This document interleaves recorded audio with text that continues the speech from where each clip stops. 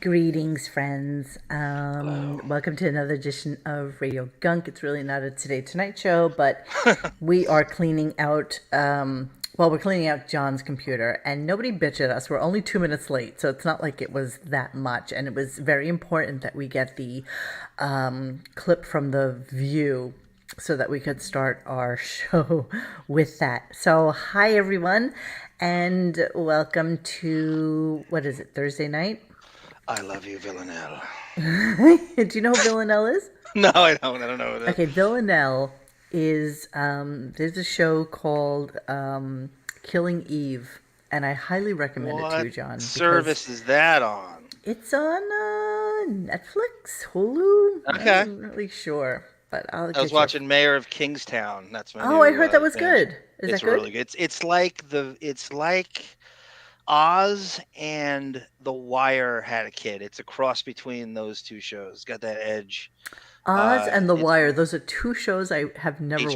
watched. Really? No. Oz started the whole HBO thing. Yeah, no. It Everybody always really told me I did. should watch it, and I never watched it. You love Silver Cup Studios. Oh, Yeah, I know, but you know what? Everybody says, "Oh my God, you would love The Wire," but I don't think I would love The Wire. Not gonna lie. Thank you, Shane. You're so good to us. Thank you what so is with much. this late stuff? What are we, Beanie Mac or I Gina know we're Bobina? literally 2 minutes late. I swear to God, we were Well, there, it's Black and History Month. then all of a sudden, Jen, you weren't supposed to say Uh, anything.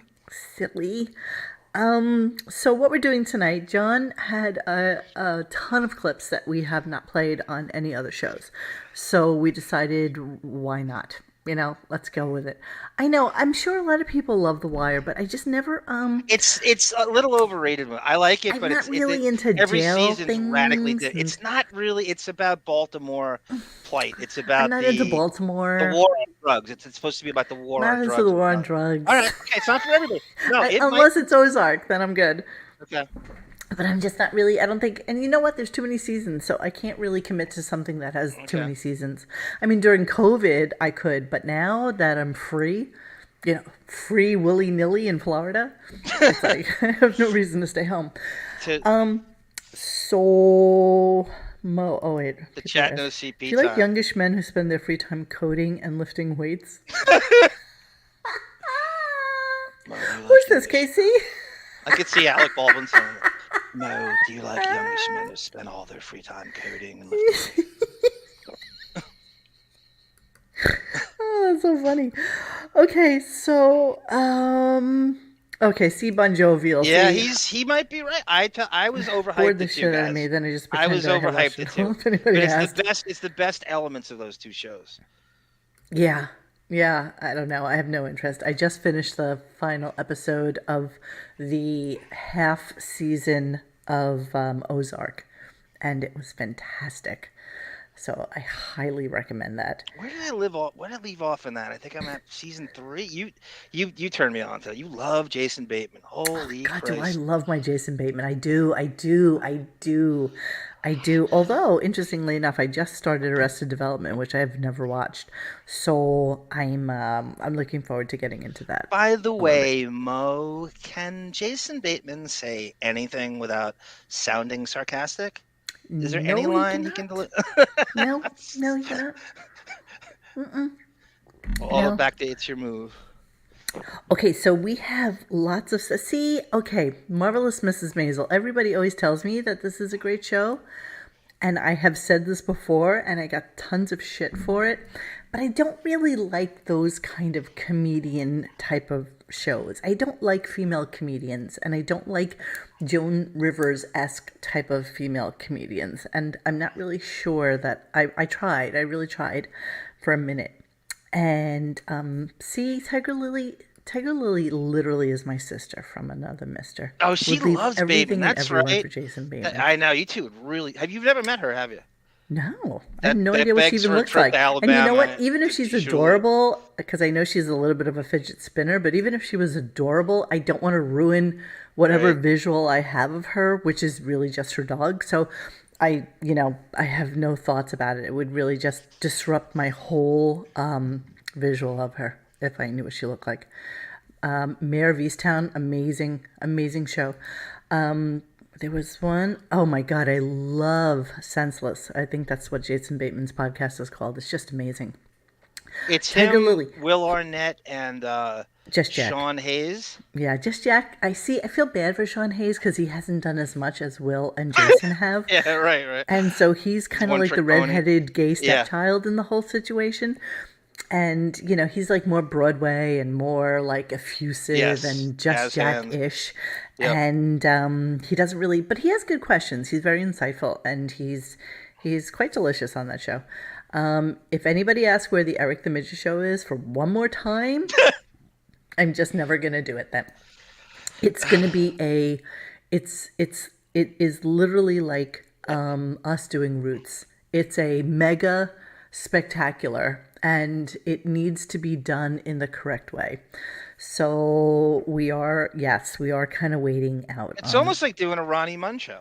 Like you'd have to go back to every. He's on just as much, maybe more, back then. You know what? When he dies, then we'll do the same thing for him. But we have a hard and fast rule against whack packers, and this is the only one we'll ever do. So, it just has Neil to be. It has to be. Ah, Tiger Neil Lily, you would Wolstenholme. never be a disappointment to me.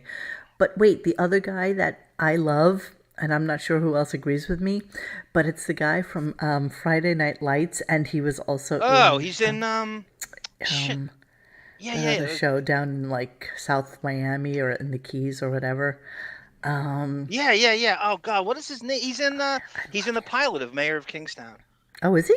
Yeah. He's in Friday. Yeah, I know. He's like very average. He's a good-looking guy, but I he's love him. very like he just kind of plays the same thing every time. And oh God, what is his name? You think I No, would I know know. this by now? Oh, I know. He's so Um, forgettable. The yes, name the is so. dark-haired guy was in King Kong. Yes, what's his name? He's Yes, so damn it. cute. Oh, I can't stand it. Forgot that name. All right, whatever. Right, Kyle, Kyle. Kyle, Kyle, Kyle McCall- Rittenhouse. Yes, Kyle that's Chandler, it. Kyle Chandler, Kyle McCall. Kyle Chandler. Oh, that's the one. Do you know Kyle Chandler? It When sounds he like a has to made-up soap go, opera name. when he has to go and do a movie, like say he has to go to like Texas or something like that, he will get in his RV, or sometimes he'll even just take his motorcycle and he'll camp out at like campsites across the United States because he Oh, I feels like heard he that missed too. out on doing that. Yeah, I read that in Men's Journal because that's what I do. Yes, Bloodlines is amazing. I love that show.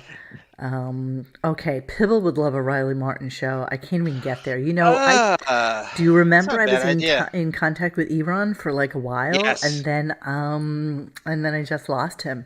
He was going to be like a really good show, but it just didn't happen. All right, so we're going to get the show started because I know there was like an over under on how many clips John sent me.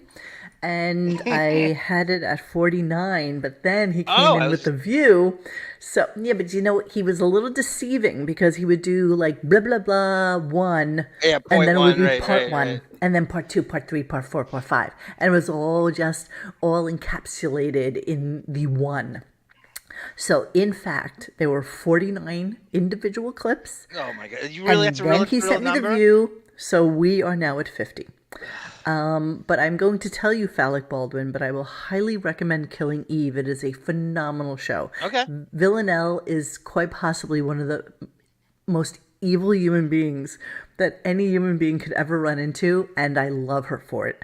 So you kind of love hate her, and it's just amazing. Every show that I really love on TV, there is not a single character on it that you're supposed to like, I think including Seinfeld, which I realized every one of them is so detestable and so like despicable and self-centered and disgusting that that's I why at the end of the show they wind up in jail because they deserve to be there. That's why. because you're half Italian and half Puerto Rican. I was watching New York Undercover, which is What's a that? show because it's all set and shot in New York.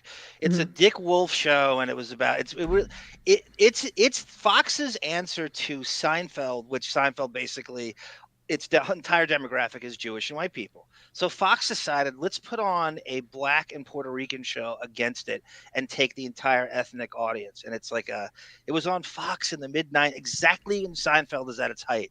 Hmm. And the lead actor is the director of Stuttering John's One Too Many. If Fudgesicle's in there, Oh my Michael God, you're kidding me. DiLorenzo, and he's way older than I thought. He's 60. He's the Ralph Macchio of half Puerto Ricans in town. He's 63. Who? Michael D. Lorenzo. He was in Fame and New York Undercover. He directed Stuttering John's One Too Many, and he's the star of this with Malik Yoba. I don't know. Very simple I don't Malik even know what Yoba. language you're speaking right Oh now. my, Malik Yoba over I here. really don't know what you're saying. Bon Jovi just said, just want to congratulate John and Sarah on reaching 1,000 subscribers on their YouTube channel. Why not forever Yeah. the Depping? Congratulations. That's amazing. Thank you. Very excited for you. That's phenomenal. Just 1,000 more and you'll be able to monetize, and that'll be amazing. Sarah was trying to think of a way to cross over us with Gunk again. Okay, we could do a crossover. Howard mentioning Depp show, where it's just there's a lot of them. Whatever you want to do. We yeah. can do whatever you want. But we have to start the show because we'll never get to it. Hey, Bon Jovial, I know you're like hovering in the background somewhere, like the what's the name of that camera that is like always looking at you in A Space Oddity? I don't know. Hal. Bon Jovial is like Hal in the background. Yeah, Kumat Me Bro has a great. He was in Kumat Me Bra. He was in A Few Good Men. You remember the Nicholson ordering the Code Red? He's the one of the convicted soldiers in the trial for the Code Red. Radio Gaga. Okay, I asked, number one, because I have their phone numbers, and number two, I have not set a lunch date yet. I was planning on doing that sometime in the very near future, but I just haven't gotten around to it yet. That's all. Thank you, Fudgesicle. We're starting with we got something Fudgesicle inspired. Yeah, there's a couple Stuttering John clips in here. Okay. I'm sorry, Mo. I can't let you do that. Yeah, that's who Bon Jovial is. He's like a little bit like just the all-knowing eye in the background, like he is. But what I wanted to tell you, Bon Jovial, is if you'll notice, my camera is nice and clear now. I don't know if you get that or not, that I finally figured out a bootleg version of a camera app that would stop it from doing that kind of focus and unfocus thing that was driving me crazy. Look at the chat. Because Mikhail Hassin, New York Undercover started Christina Brown as bitch in quotes.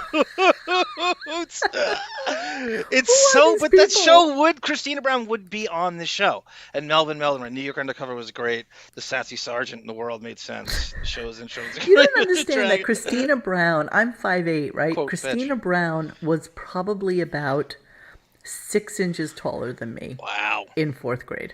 6 inches, and I'm sure she tapped out at that, right? So if I saw her today, she'd probably be like up to here on me, but she was a giant. She was a giant, and there was also a kid that was similar to her, a boy. His name was John Johnson, and I was remembering a story the other day, and I know we're never going to get around to this friggin' show, but downtown Christina Brown, but and power forward. But one time, John Johnson got called to the principal's office, and he was in my class also.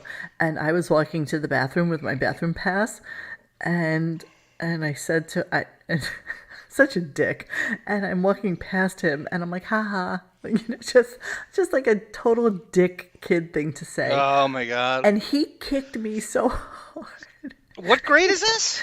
Oh my god, it had to be like 4th grade. Okay. He kicked me so hard in the shin. I had a black and blue on my leg. My mother was like, "What happened to you?" Like, I was like, "Oh, I fell on my bike." But in truth, John Johnson kicked me in the shin really, really hard. It was really. I think I'm. You should have ordered a hit on Sonny Napolitano. John Johnson. Christina Brown's like Alice the Goose from.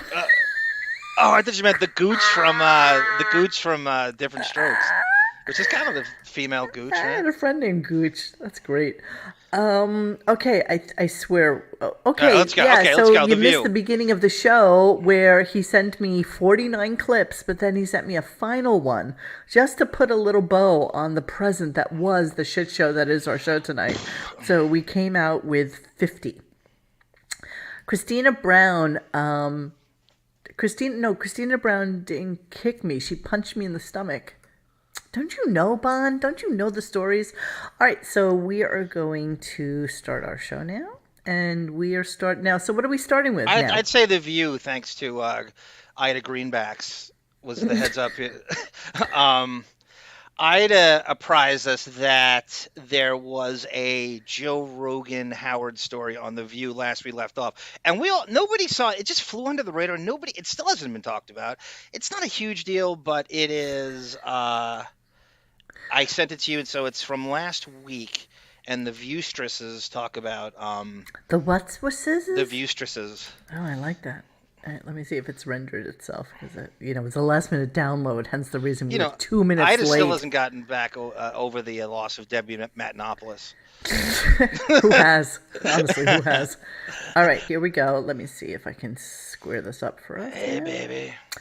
All right, can I just tell you, I detest Whoopi. I likes really you. do. I detest it. Oh, yeah, Gary Puppet, just quick announcement.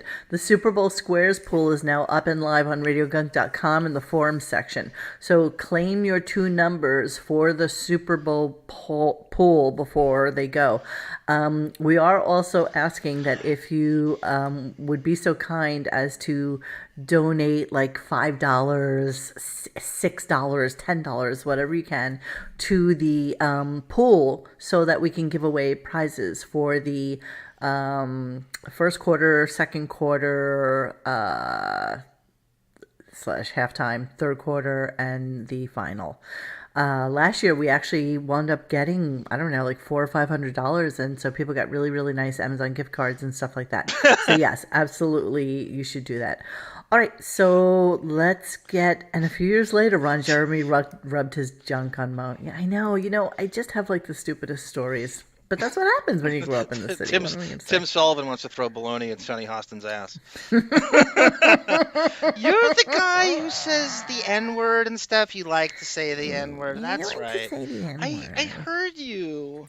But in classic View or Voice fashion or whatever the fuck this show is, they never follow up. Like they never, discuss it to the point of argument, especially with a guest. It's too short attention span theater.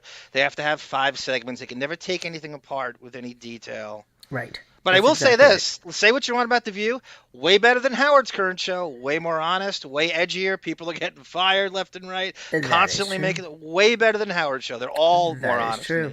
All right. So we are watching something where there's just like a mention of him, right? Okay. Yeah. You so let stop us, it. You don't my God, 7 minutes. You're killing me. No, you don't have, you can stop whenever. You can just whenever you feel like. Apparently, Joe Rogan has the most popular podcast on Spotify, and he's repeatedly spread COVID. By the way, Whoopi, no joke, she might be bigger than Robin at this point. Or is it just the voluminous layers of thick woven fabric that she wears over that hulking mass that is her body? Not as fat as Ida Greenback's wallet. Neither one of them. This information and invited guests on to do the same. Rock legend Neil Young has said he's pulling his music off Spotify. Oh, yeah, that's a real shame. He doesn't want to be on the same platform as Joe Rogan. But Howard Stern, who says he's no fan of Rogan's views, is still defending his right to say it. Take a listen. I don't think Neil Young is for censorship. I just think he's saying, look, I don't want to be part of this organization. Right. Because if my music is helping people bring people to the table, and then they're spreading something as lethal as don't take the vaccine, do this. I'm against any kind of censorship, really. I really am. I don't like censorship. Well, Spotify has not weighed in on this Unless yet. it's your own show. I guess the question really is, her voice sounds like spearheading this? Should it be Spotify? Because her millions of pounds are weighing heavily on her chest. She's been on this a long time now. To say, here's what my opinion is, and here's what. But then, when you have someone like Neil Young who says, "But I don't want to be part of that because it's misinformation." Joey's almost 80. Where is Spotify? Is it Spotify's job to sort of pick this up? Look, they're really multinational now, huh? It's not Spotify's job. realize We Joy's have a almost First 80? Amendment in this country. We have to stick with it. You can't just I pick swear and to God. choose when you want to use the First Amendment. No, she's like Okay. the Well, I'm gonna tell you what I mean. What I think. Yeah. Lisa like the- Ling. I mean, she's I like the agree Jane that Fonda Joe of Rogan Jewish is a horror. Gindaloons from Brooklyn.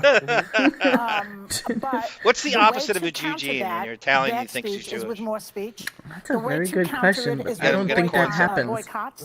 More Jews want to be Italian than admire Italians Neil- want to Yes. be Neil Jews. Let's be doing Yes, this. honest. Neil Billy Young, Joel, he's from the James Caan. 60s, you know, I don't even know what the fuck we're Zoss talking about here. raping. I gotta get out Hey, of we here. know the story. We know the story. It's Neil Young. By the way, if you're a Neil Young fan, are you really going to Spotify for his music? Don't you have Babe, every there's not a effing song? single person who has decided that they were going to. Did somebody give us money that I missed? Yeah, I had a greenbacks. That's why I made that. wallet Oh, joke. I'm sorry. Thank you, Ida. I'm sorry, I didn't see it. I was in the other page doing John's dirty work. My dirty work. This is for Greenback. Greenbacks donated that because of me remembering my callback to Ida Greenback's view. All right, now I've got clips all over the place here. So let me go to my shared with me folder, and I'm just gonna go to cleaning out the computer 1. Yeah. Yep. Okay, Yeah. there's a lot here, guys, so you just gotta bear with me just a snurch so that I can figure out exactly what John has sent me.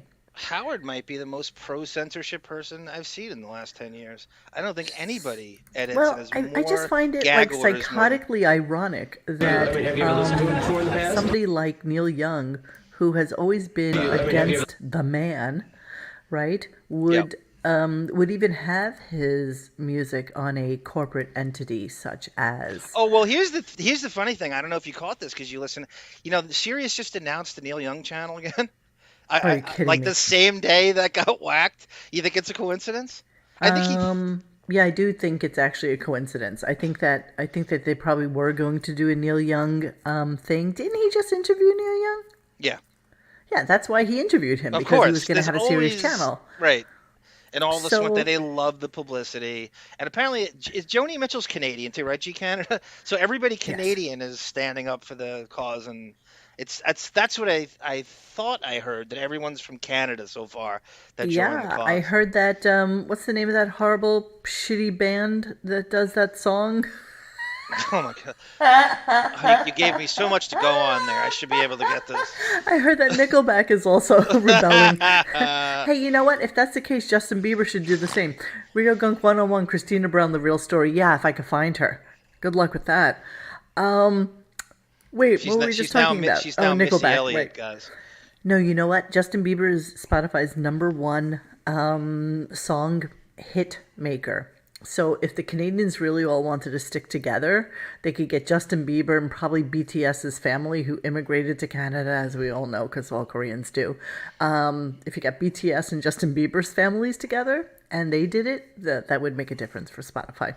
Breaking news, Spotify collapsed after Stuttering John promotes his music. Yeah, I saw that. Well, you know, we had done like a joke thread about that, about, you know, Radio Gunk is, you know, in solidarity with Neil Young. We were going to take our podcast off of Spotify. And, you know, obviously that would mean absolutely 0.0. So the fact that John did it is kind of a little bit of a chuckle bunny. Talk Are you my guys way making out of fun it. of my word snurch? You know that's my word. Yes, I made it up is. that word. That is my word. I try to pass it around every once in a while, and you know, it's like snurch. Snurch is like a little and a smidge kind of together is snurch. So pass it around. All right, so we are going to start, and I don't even know what computer we're clearing out here right now. I'm not even necessarily sure these are It's all not like I'm clips from deleting them. last year. This is so you have to know that John actually saves everything on CD, and No, it's can't HD, even. external hard drive. Oh, I thought you used to burn everything. I had a radio. I had a car stereo that played MP3 CDs, and I used to put full. It holds a lot of stuff, and it would keep it off of my phone, so I didn't have to use my phone at the same time as I could listen to stuff. That's why I did that. Okay. I'm just trying to read everybody's like snurch thing. Well, we know John didn't get the idea from Radio Gunk because John never goes on our shoot. So I'm going to ask John to come and do like a show with me next week. Yeah, I feel like I need to. I need to see what's going on with Johnny and see what's going on with his world. And by the way, Opie into that one. Opie never replies back to my PMs. Nothing. So he used us and then basically yet again abandoned us. He's more erratic than Costco's meat section. I think he's a goldfish brand. I think he just. Why can't I find that 93% ground beef ever when I go there? Wait, you look for the 90-10? I like to think. It's just a clean. I like that it's. I don't know why I like it. Yeah, interesting. That's an interesting thing that you do. Not the 80-20, huh? 90-10. No, I like. Yeah, like I don't know because I don't want the. I don't know. It's a cleaner meatball. It's a great. I feel like it's. 80-20 is going to give you that fat content that you need in order to have things kind of sizzle up properly. That's what the Grillos of the world say, and I don't know if I buy Grillos of the world. Every Italian says that. What's wrong with you? 80-20 is the correct combination for both meatballs and hamburgers. Everybody knows that. Don't make me get that barbecue guy back on here because he will tell you. Imagine the worst debate in the history of debates, 90-10 versus 80-20. Just sit there for 2 hours. Oh my God, let's do a show no on way. that. I still get the proper fat content. It tastes way better. It holds breadcrumbs. I'm telling you, when I mix the eggs in, it never collapses. And Linda, 85-15 is not even a thing. It's 80-20, 90-10.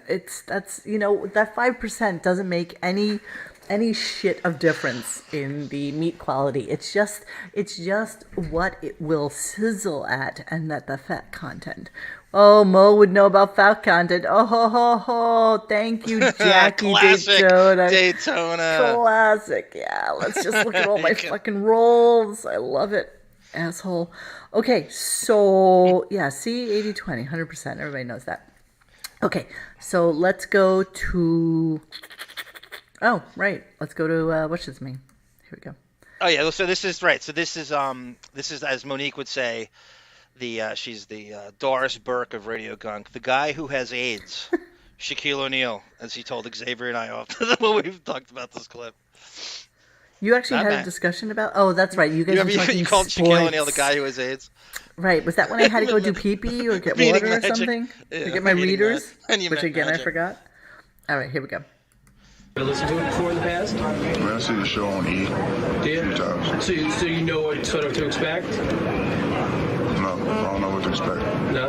Does it make you nervous doing like this type of show? Or okay? Nothing makes me nervous. Nothing? Because if anything gets out of hand. You almost think that respect shirt should be spelled RESPCET, right? Like yes. That he would be stupid enough to actually. It'll be in my hand. Period. So he was so young. No. He's in his. Was he already? What was the hand? He was a rookie in '90. It'll be in my hands. Yeah, listen, I'm hearing you. He's I just don't want to stop the clip because I'm he's afraid a rookie in that '92. He's in his fifth season. He's just going to take control. Fifth or sixth season. It means it's about 26 I'm big years. enough to do what I want to do and say what I want to say without anybody getting mad. If they get mad, then, we can turn down the levels, have everybody leave the room, turn off the E channel, and do what we got to do. But I guarantee if that happens, I'm walking out. Believe that. For real. If what happens? Do you think he knew the love of another man and that's why he had the AIDS? Magic or Shaq? You still got. Oh, right. You confused Magic for Shaq when we were on with Xavier. We got off and I go, I got this great clip of Shaquille O'Neal talking about Howard's height, and you go, oh, that's the guy with AIDS. And Xavier and I go, he goes, no, but he is now. Wait, does he talk about height in this clip? Yes, it's the third one, and then the third one when he goes up. Oh, that's right. We have 17 Shaq clips. Okay, hold on. No, this is 3. There's just 3. Shaq 1, Shaq 2, Shaq 3. I have Shaq 5. What? Yes. Look, these are your words, not mine. Cleaning out the computer, Shaq 5. Shaq 4. No, Shaq just 3. don't look at that one. It's just those 3 in a row you have. It's 01. Don't look at 2, 3, 4, and 5. This is the one that you absolutely positively need to have. All right, let's see if we can. Oh, because it got things on the side. Now, first of all, if they brought me in front of a court and they said, "Did you cheat on your wife?" I would say no. I wouldn't admit to it. Would you admit to it? No. Of course not. That's what you say, right? No. You say no. I didn't do anything. No. And who would think you have DNA stained dress? Yeah, that's what you got to be careful of. Right. The DNA stained dress. It's no big deal. Is it true that when your girlfriend had your child, that you sent roses to all the moms on the floors that where she gave birth?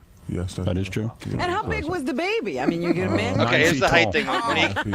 How tall's your girlfriend? 5'8", 5'9". 5'8", 5'9". That's a nice size for you. Yeah, 5'8", 5'9". Yeah. Isn't it a drag being tall sometimes, though? It used to be, but now you like it? Yeah. I hate it. Now. I'm not even half as tall as you, but I hate it. But you know what? I think he's one of the few guys in the NBA who's not lying about his height. Right. A lot of those guys come in here, they're supposed to be taller than Howard, and then they stand up together, and they're not. I'll tell you who lies about his height.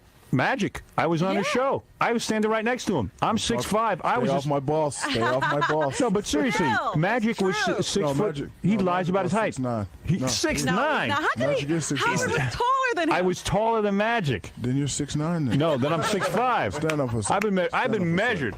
I'm very muscular too, by the way. You're about 6'6", 6'7". No, I'm 6'5". Bro, you're 6'7". Stop it. We'll have to measure you now because. See? Okay, I got a theory on this because I know you know this. I don't have to tell you. The roster, the Orlando Magic roster was writhing with guys between 6'6" and 6'8". So it's like Dennis Scott and Anthony Bowie and Anthony Hardaway. Just like 5 guys, maybe more. The whole half the roster.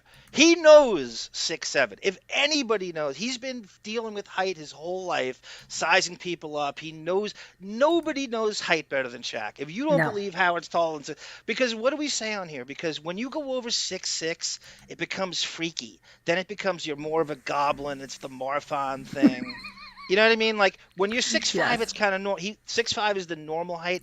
6'5" is the demarcation between almost normal, and you can date a girl who's like of normal height with 4-inch heels, and being like, I can't even walk through like the doorway. Yes. Yeah, you're exactly right. And he's right. And we've always had this discussion about him being like a gigantic human being. Do you remember on the last show we were talking about him with his daughter and how she had to go on her tippy toes to hold his hand? Do you remember that whole thing? Yes. Well, we started thinking about it, like not in the chat, but I think on the YouTube comments later on. It's like, so why couldn't you like carry her or put her on your back? Or put her on your shoulders. And the reality is, if you would have put her on her shoulders, she would have like been smacking her head into every fucking doorway that there is in New York. But seriously, like how's a veal with wig of bifida going to put anything on his back? There's no way. I could never see a child on his back. Like I could never see him being like that cool dad who takes their kid that way. Or like the now Kobe is that's not Kobe 6'6". No, minus 6 feet. Oh, it took it. Oh, took us. Kobe's helicopter smashed into Howard's helicopter. That was really sad. He could have driven that day. I'm just saying. He really could have driven. All right, where should I go next? There's another clip there. I don't know if you want to play it. Because I'm just trying to. That KC is the real security. So when Shaq and his posse come in, you see KC trailing them behind, and it's just in a way that you just know. Just give me a number, goddammit. I think it's 2. Did you play 2? The last one? No, that was Howard Height. That was Shaq 4. Oh, okay. I don't understand why that. Shaq 2? Yeah. All right. I'm going to go to Shaq 2. Let's see what we got going on here. Oh, where is our KC? I miss him. We should have him on a show. He should have been on this. He doesn't have the time for our 17-hour friggin' shows. Hang on a second. Here we go. I froze. I think he's walking in. Look at me frozen. Okay. Gym and saw Shaq, and like it's intimidating because he's got 50 guys around him giving you around you. He's huge. Tell Shaq How to tall watch is his Shaq? head. He knows. 7'1". Shaq, watch your See, head. look, he has to bend. Watch your head, man. I'm as tall as you. These are all the guys who said, I want to talk to Shaq, watch your head. Look out. Look out. Guy's worth like $80 million, man. You don't want to see him. Don't hurt him. Don't hurt your head. That's it. That's Baba Booey. Wow, look at this posse. Woohoo! Yeah. Yo, yo. Look at all the Baba Booey ephemera they have around. Ephemera.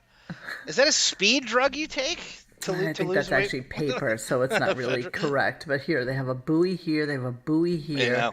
They have this amazing lit, backlit, laser cut buoy cartoon that Howard drew, or was it Fred that we decide drew this? Okay, whatever it is, it's really scary that we know this. Yeah. So I'm sorry. That's it. That's Baba Booey. Wow, look at the this Gary posse. puppet's so cool. Yeah, Yo, yo, just yo. Imagine, Howard, I What's walk up? into the What's going gym. on? You saw and all these guys? surround me. Damn. Yeah, Shaq, that's you how. got some posse.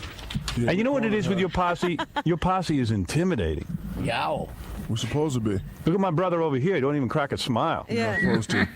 He's not paid to smile. Oh, man. Was at her gym. They're all like Kanye. Howard's far. You don't know better- Sway. Yeah. You got none Sway. You know. Howard's got a much better repartee back here. He's way quicker. He's more appealing when he speaks. Everything's not so Because he deliberate cared. and affected. And he kind of cared. Yeah, but Jackie's writing for him. That's key. Nick Anderson. Nick thank Anderson, one you, of Shaq's team, one of 6'6" teammate. Love you, Monique and John. He's Coming terrible. clutch like Nick Anderson at the foul line. That's great. He's terrible at the line. Who is that? He's a hybrid small forward off guard to play with Shaq in Orlando. Hybrid? What does that mean? You play both positions. Oh, I thought you meant he was like half. Yeah, half, right. Yeah, half off guard, half small forward. Yes. You got it. Okay. All right. So where am I going next? I know we have a lot to get through, so that's why I'm just trying to. What's comes up number 2? I have on mine Matt. Okay, so this is the Magic Hour. So this is to confirm the height thing Shaq was just talking about. Magic Hour height, Drew Carey? Yes. So this I want to match it up to what Shaq just said. Okay, interesting. All right, yes, we have seen this before, so let me just pull it up and we will get to it. There's a little stutter in my clips, and it's because, well, as you know, John sent me 747 clips, and, you know, to download them and then upload them and then put them into a space where they would be good, I'm going to find a 1998 Tiger Lily, that was the clip. What was? The clip we just watched, Shaq. Oh, okay. Well, here's our next one. And so this is, That's this Zeus. is verifying that height thing. Here we go. You remember Zeus? I'm sorry I offended you. Howard Stern. My name is Tiny Zeus. Hey, Howard, sit down when I'm talking. Raise your hand if you want to talk. Shalom Aleichem. Say that. You've been trying to clean this stuff up tonight, Yes. but before you came on this show, you've been talking a lot about magic. That's you true. got a problem the way I talk, chump? No. Wasn't it you saying magic? Just go ahead and talk the way he talks. No, I was saying, you see how you're I said raise your hand. Let me tell you something.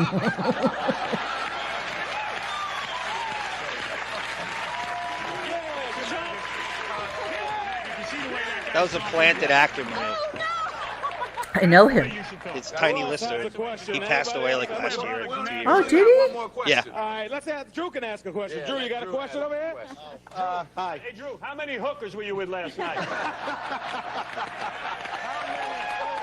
Wait, so here's Drew Carey and dude with the lazy eye? Yeah, it's in the crowd. That's right. We had a good time. Both of you guys, it was great. This small talk's really helping, Drew. Yeah, and that's Drew in the chunky his stage. last name. This guy's last name is White. I know. So I'm in. Steve White. How come you're 6'5" and he's 6'9"? I'm gonna throw you out of here in a I minute. know, but how come you're 6'5" and he's 6'9", but you're both the same height? Yeah, I might be 6 foot Did the now. Lakers lie all those years about your height? Magic's a big man, though. I believe I've heard stories of you in the locker room. That I'm Subterfuge. Right to the penis. small man, as you know. Penis deflection. Like this, but you're very large. Cock flexion. Let me see how you look. See, now you're a big man. Imagine, what are you getting? What are you getting? So does he not stand up and do back-to-back so they can prove it? No, wow. He's So they afraid to. don't do the He stand-up deflects it. back-to-back? Cock flexion. You just call it that. Total cock flexion. Yeah.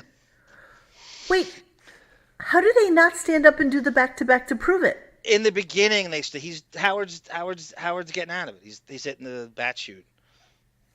Jesus. That's very weird to me. That's kind of like a curious thing. I'm curious about why that happened. All right, where we go next? So this one is interesting. I have Veronica Webb. Is that where we want to go? Veronica Webb is a model. I'm sure you know her in your industry. Didn't Veronica Webb screw AJ Benza, or am I thinking of the wrong black girl? You're thinking of the wrong black girl. Unless, no, maybe she did. Maybe I can't remember his. I thought that it was Veronica Webb. Light-skinned black girl, had a little. She's gorgeous. Kate Moss-ish, of light. No, she wasn't that wayfish. She was much taller. Almost. She's pretty skinny. Kate Moss is shorter than me. Kate Moss is 5'7". You've been around Kate Moss? But yeah, I've seen her. I've not been around her. She's a skeleton. But Veronica Webb is actual correct model height. So yeah, she's not by any stretch of the imagination wave-ish. She's like true supermodel height. So very suggestive. Howard's technically still married, at least we think, according to he tells us. And at the end of this, the Howard TV cameras catch him completely just all over her in a way that's way more suggestive than normal, like any shtick for the air. And he tries to kiss her. It's really just go to it. It's very bizarre. And I got something off this that he's easily separated by this point. Okay, let's see. Here we go. To turn you off. Why don't you come here and give me a hug goodbye? Come here, you know you want it. And unlike Spike Lee, you're not going to have to climb up. He's not going to have to climb up on the ladder. Is this sexual pressure? Yeah, come here. No. You don't want to hug me goodbye? Seriously? Of course I'm going to hug and kiss you goodbye. You will? When? Yeah. Come over here. She's so used to predatory men like him. You guys going to take a picture too? She wanted a picture. So damn right we're going to take pictures. We're going to take but pictures in please private. do go on about Emily Ratatouille and how 5'10", you man. I support like her. that. Yeah, 5'10". exactly. See, 5'10". She's good for me, Robin. Is she? She's a And she's wearing sneakers. She's pretty damn adorable, huh? Yeah, she's pretty damn adorable. Over here, which I didn't even see. Oh, you have laundry. You want to slip into something before I kiss you?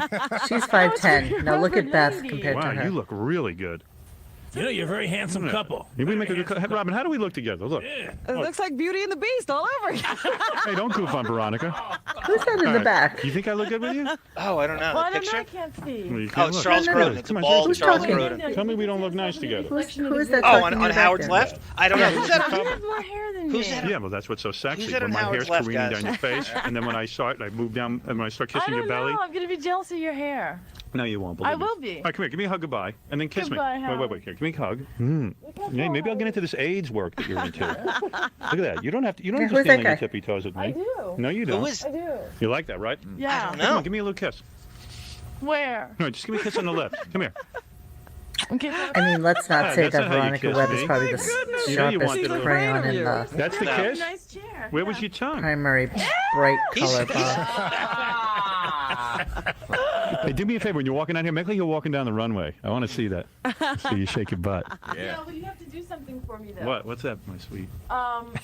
My friend Victor Matthews is one of my best Who, Victor friends. Matthews is here? He's been listening to your show since 1982. Look, get closer He knows here. everything. He knows everything? He knows everything. What do you want to do? What do you want me to do with I him? want you to take a picture with Take a him. picture? All right, I'll do that. Let me take a break. All right. I'm going to take a picture with Victor Do the Matthews. pictures. And I'm going to take some pictures with Veronica. I'm probably going to palm your ass while I do it. All right, so. It's so funny. Everybody's so used to sexual abuse back then. It's Oh, God. so scary. It's like women were treated that way, and the expectation was that you would be treated that way.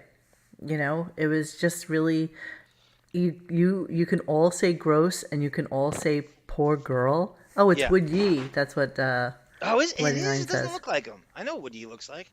I guess I believe you. I just didn't seem like it from that angle. Little Bronk. That matinee idol. But yeah, looks that's what happened back then. It's like men men just assumed that women were there for the taking, and that you would want them. And the scary thing is that Howard, in his incredible and utmost hubris, thought that naturally every girl wanted him. Yes. And sadly, Veronica is so used to that from every photographer and every magazine editor and every guy that she ran into, probably in every single club. I can't even imagine. She has the preyed upon look in her face. She looks, I gotta go along with this, and she's playing along, and she doesn't want it. It is. There's no difference than a casting couch kind of thing. Predatory. I think it's Weinstein predatory did men, exactly and that's the way they were. What's the difference between Weinstein and a Miramax casting session? That's exactly what he does.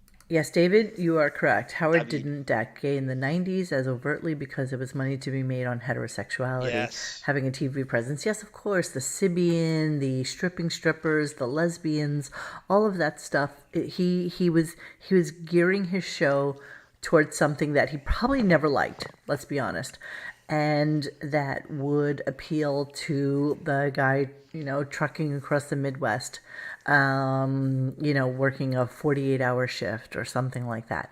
So he understood that that's what that person wanted, even though that wasn't something that he wanted. Thank you so much, person whose name is weird, DBLH84. Remind me to sing Donna Summers. She works hard for the money for Tiger Lily at the end of this. Okay, Tiger Lily, you remind him to sing that. There still is. Do you think he's making money acting gay, says Abe Tuckus. You know what? He's making money regardless, so he doesn't have to force it anymore. He doesn't have to be anything he doesn't want to be anymore. In modern day, is he talking about? Right now. Oh, there's no ratings. There's nothing. He's no beholden to no clause. one. There's no. Yeah, he just does whatever he wants. The show is for him. It's not for you. It's not for me. Who is the show for? It's for a closeted. No, but you can say the same thing. Okay, so let's go back to the Joe Rogan thing. So you can say Joe Rogan is Spotify's Howard Stern. They have a shit ton of money locked up in him. He speaks his piece. He talks the way he wants to talk, regardless of whether you care about it or not. I don't really want to get into that conversation because I don't give a shit what he has to say about vaccines and stuff like that. But it's Mr. Mixplixic of Stearns. How do you know who Mr. Mixplixic is? Good God, that's a very slightly obscure comic book reference. Well, it's kind of like He's like the Great Gazoo. Who would win in a fight, Monique? The Hello, dum-dum. Because he was a little too tiny.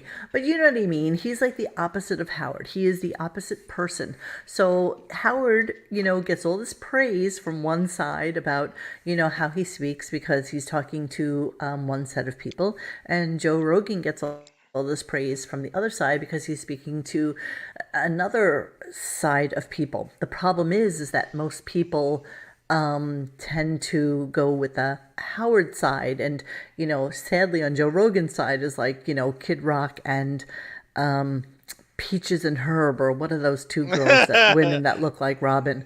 Can't remember their names, but you know what I mean. It's like he weirdly is appealing to the other side, and I'm not necessarily sure why he's taking sides on this. I would avoid the issue completely, honestly. I mean, just have on really good guests and talk about really cool shit and call it a day. But I think that he's felt like he's doubled down on doing these type of shows.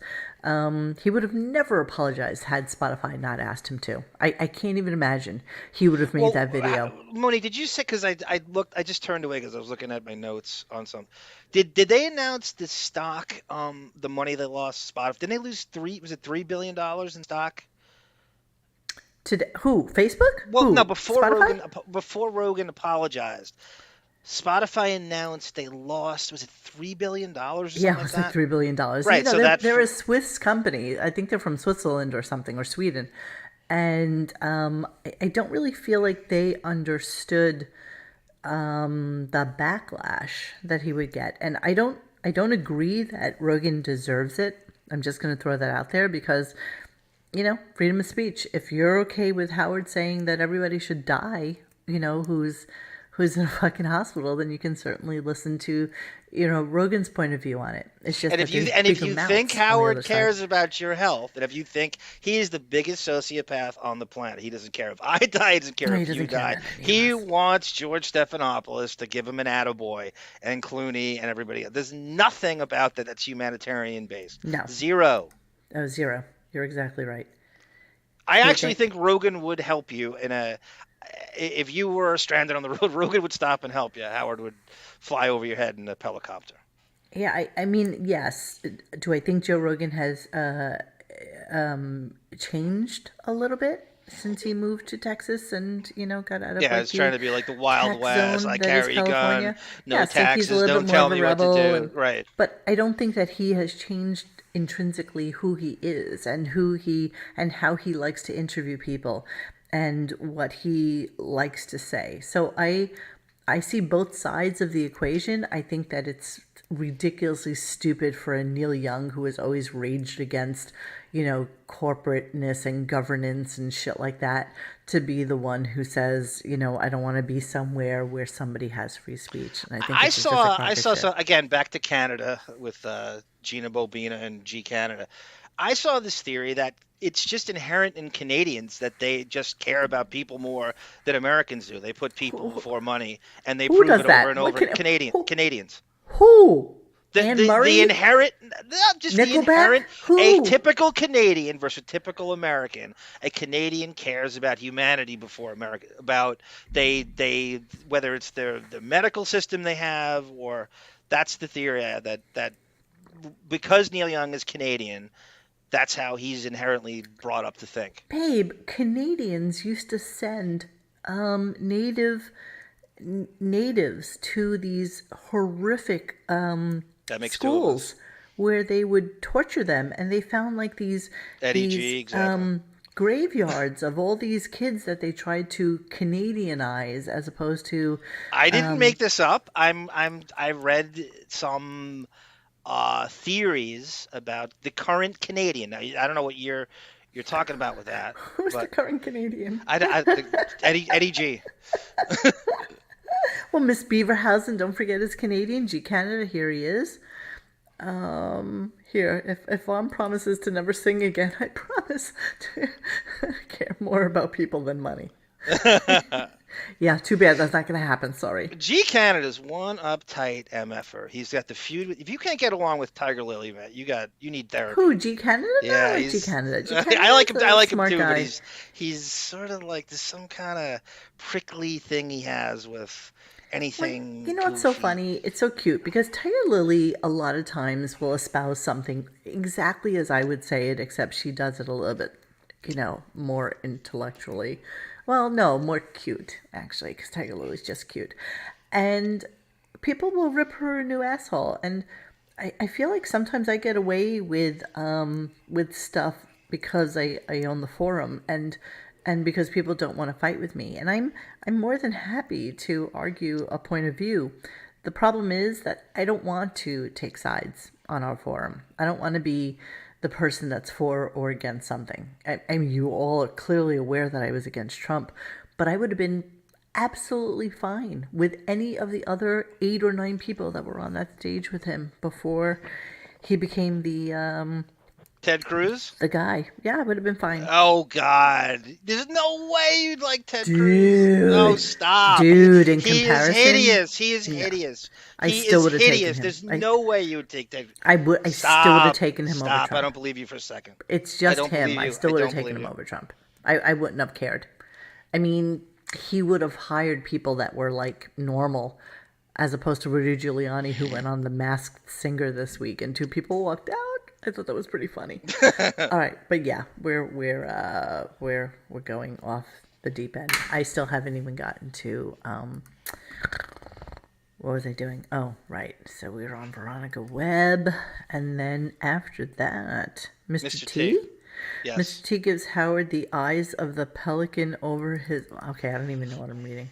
It's a dumb Rocky joke. Eye of the Pelican. So Mr. T gets offended. They talk about his mom, and he gets real. Go ahead. He gets what? he gets real. This isn't him doing A-team shtick or Clubber Lang shtick. He's going to attack him. I think Casey this is so funny. Weirdly enough, Ted Cruz is Canadian. Is he really? He's a Texas. Yes, he's originally from Canada. Well, that blows up that theory I read. Wait, I had a story about Mr. T I just heard yesterday. Let me think about what it was. Oh, gosh. I'm trying to remember what my story was. So Mr. T actually has a house here in Florida, and I think he... Oh, no. I got it. Okay. Mr. T had a house on this really, and one of you guys can tell me what it is, but there's this really, really wealthy area in Michigan on a lake where all the houses are like multi-million-dollar houses, and Mr. T had a house there, and he cut down all the trees around his house, and the entire community fought with him because it's one of those areas where there's a lot of architecture by Frank Lloyd Wright and stuff like that. So even if you literally want to change the color of your door, you have to go through the board for approval. And Mr. T was just like, fuck it, I'm just going to do whatever I want. I cut down like a shit ton of trees and got fined, like fine after fine after fine. Am I even making sense? Oh my God, thank you so much. I had a Lake Forest. That's it. Lake Forest, Illinois. Wow. That's Illinois. Yeah, he's from Chicago. He's from the mean streets of everybody South knew. Chicago. Everybody knew this story. So I met somebody who lived in Lake Forest. Details are heavy. Hazy. I don't really even know what I'm talking about. All right, I'm going to move on, and we are going to talk about Mr. T with Howard. Hold on, let me get there right now. Okay, here we go. Can I do anything to alleviate the situation here? Yeah, sure. Mr. T, is there anything we can do to help you? You know we love you, Mr. T, and we're not out here to I'm not out here to screw with you. You know, we just want to have a good time here. Let me tell you something, Howard. Jackie done said I done already talked about it. Leave it alone. I told you open the show. All right, so we left it alone, but I'm trying to interview you. No, you interview me. We move on to something else. You know, we know about my mother. We've been over that, okay? Yeah. Now let's get on with something else, man. Well, I mean, I would apologize if I did something wrong, but I don't think I did. Did I ask you to apologize? I don't ask you to apologize. I don't believe I should. How dark those glasses are I he's don't want wearing. nobody to apologize, you know? Yeah, right. I don't know Like if you're putting me on. Are you putting me on? No, I'm not putting you on, you know, because I don't, if I want an apology, I'll beat the shit out you and get an apology. Really? Definitely. That's on terrestrial, I didn't come from the ghetto for nothing. I kicked your ass, Howard. Right. This ain't no joke. Let me say something. I came from the ghetto. Good. Then we'll see. And I got my ass kicked. Who's the best ass kicker? Oh, no, you can beat me up. I don't doubt that. But I would have to shoot you. I would just kill you. Now I'll kick your ass for threatening me right now. No, I'm not threatening you. I'm going to tell you. No, but if I got my ass kicked, I would kill you. I'm going to tell you. All right. Well, I like you. No. So you don't like me? No. You know what's so funny? Because, back in the day, but people who sweat profusely like that, 9 out of 10 times are, like, really high on blow. Just saying. Like, the fact that he even has a towel with him and he's sweating so badly. I mean, I know you sweat, John, but not for the same reason. Not quite like this. I mean, he could be wearing... Like you heard it here. All black people do blow. According to Monique said it. I did not say that. Shaq has AIDS and all black people do blow. Experience that if you do too much, you tend to schwitz a little bit. No, you're probably right. I'm trying to think of how old he is here. He looks really young. Pretty much Howard's age. He's kind of Howard's age. Right. He's in his late 60s right now. And this is still on terrestrial radio, right? This is terrestrial. So. This is late 90s again. Okay. He's really giving him some shit too. I love it. Stuff. I'll play you something. I told you that. I gave you a warning. I like a rattlesnake. I done rattled. Now you keep on, then we're gonna bite. Do you not want me to interview you? No, we can talk. No, now like I said, I don't talk. Maybe I'm uncomfortable going on with the interview. That's up to you, Howard. If you're going to tell me you're pissed, then why should you talk to me? I didn't say I'm pissed. You said that. Well, I can tell you're pissed. Did I say I was pissed? Yes, you're pissed. Did I say I was pissed? If you're not talking to me, then you're pissed. No, if I jump over there and knock the crap out of you, then you know I'm pissed. Well, I don't have any more questions. I'm not going to say. I'm afraid.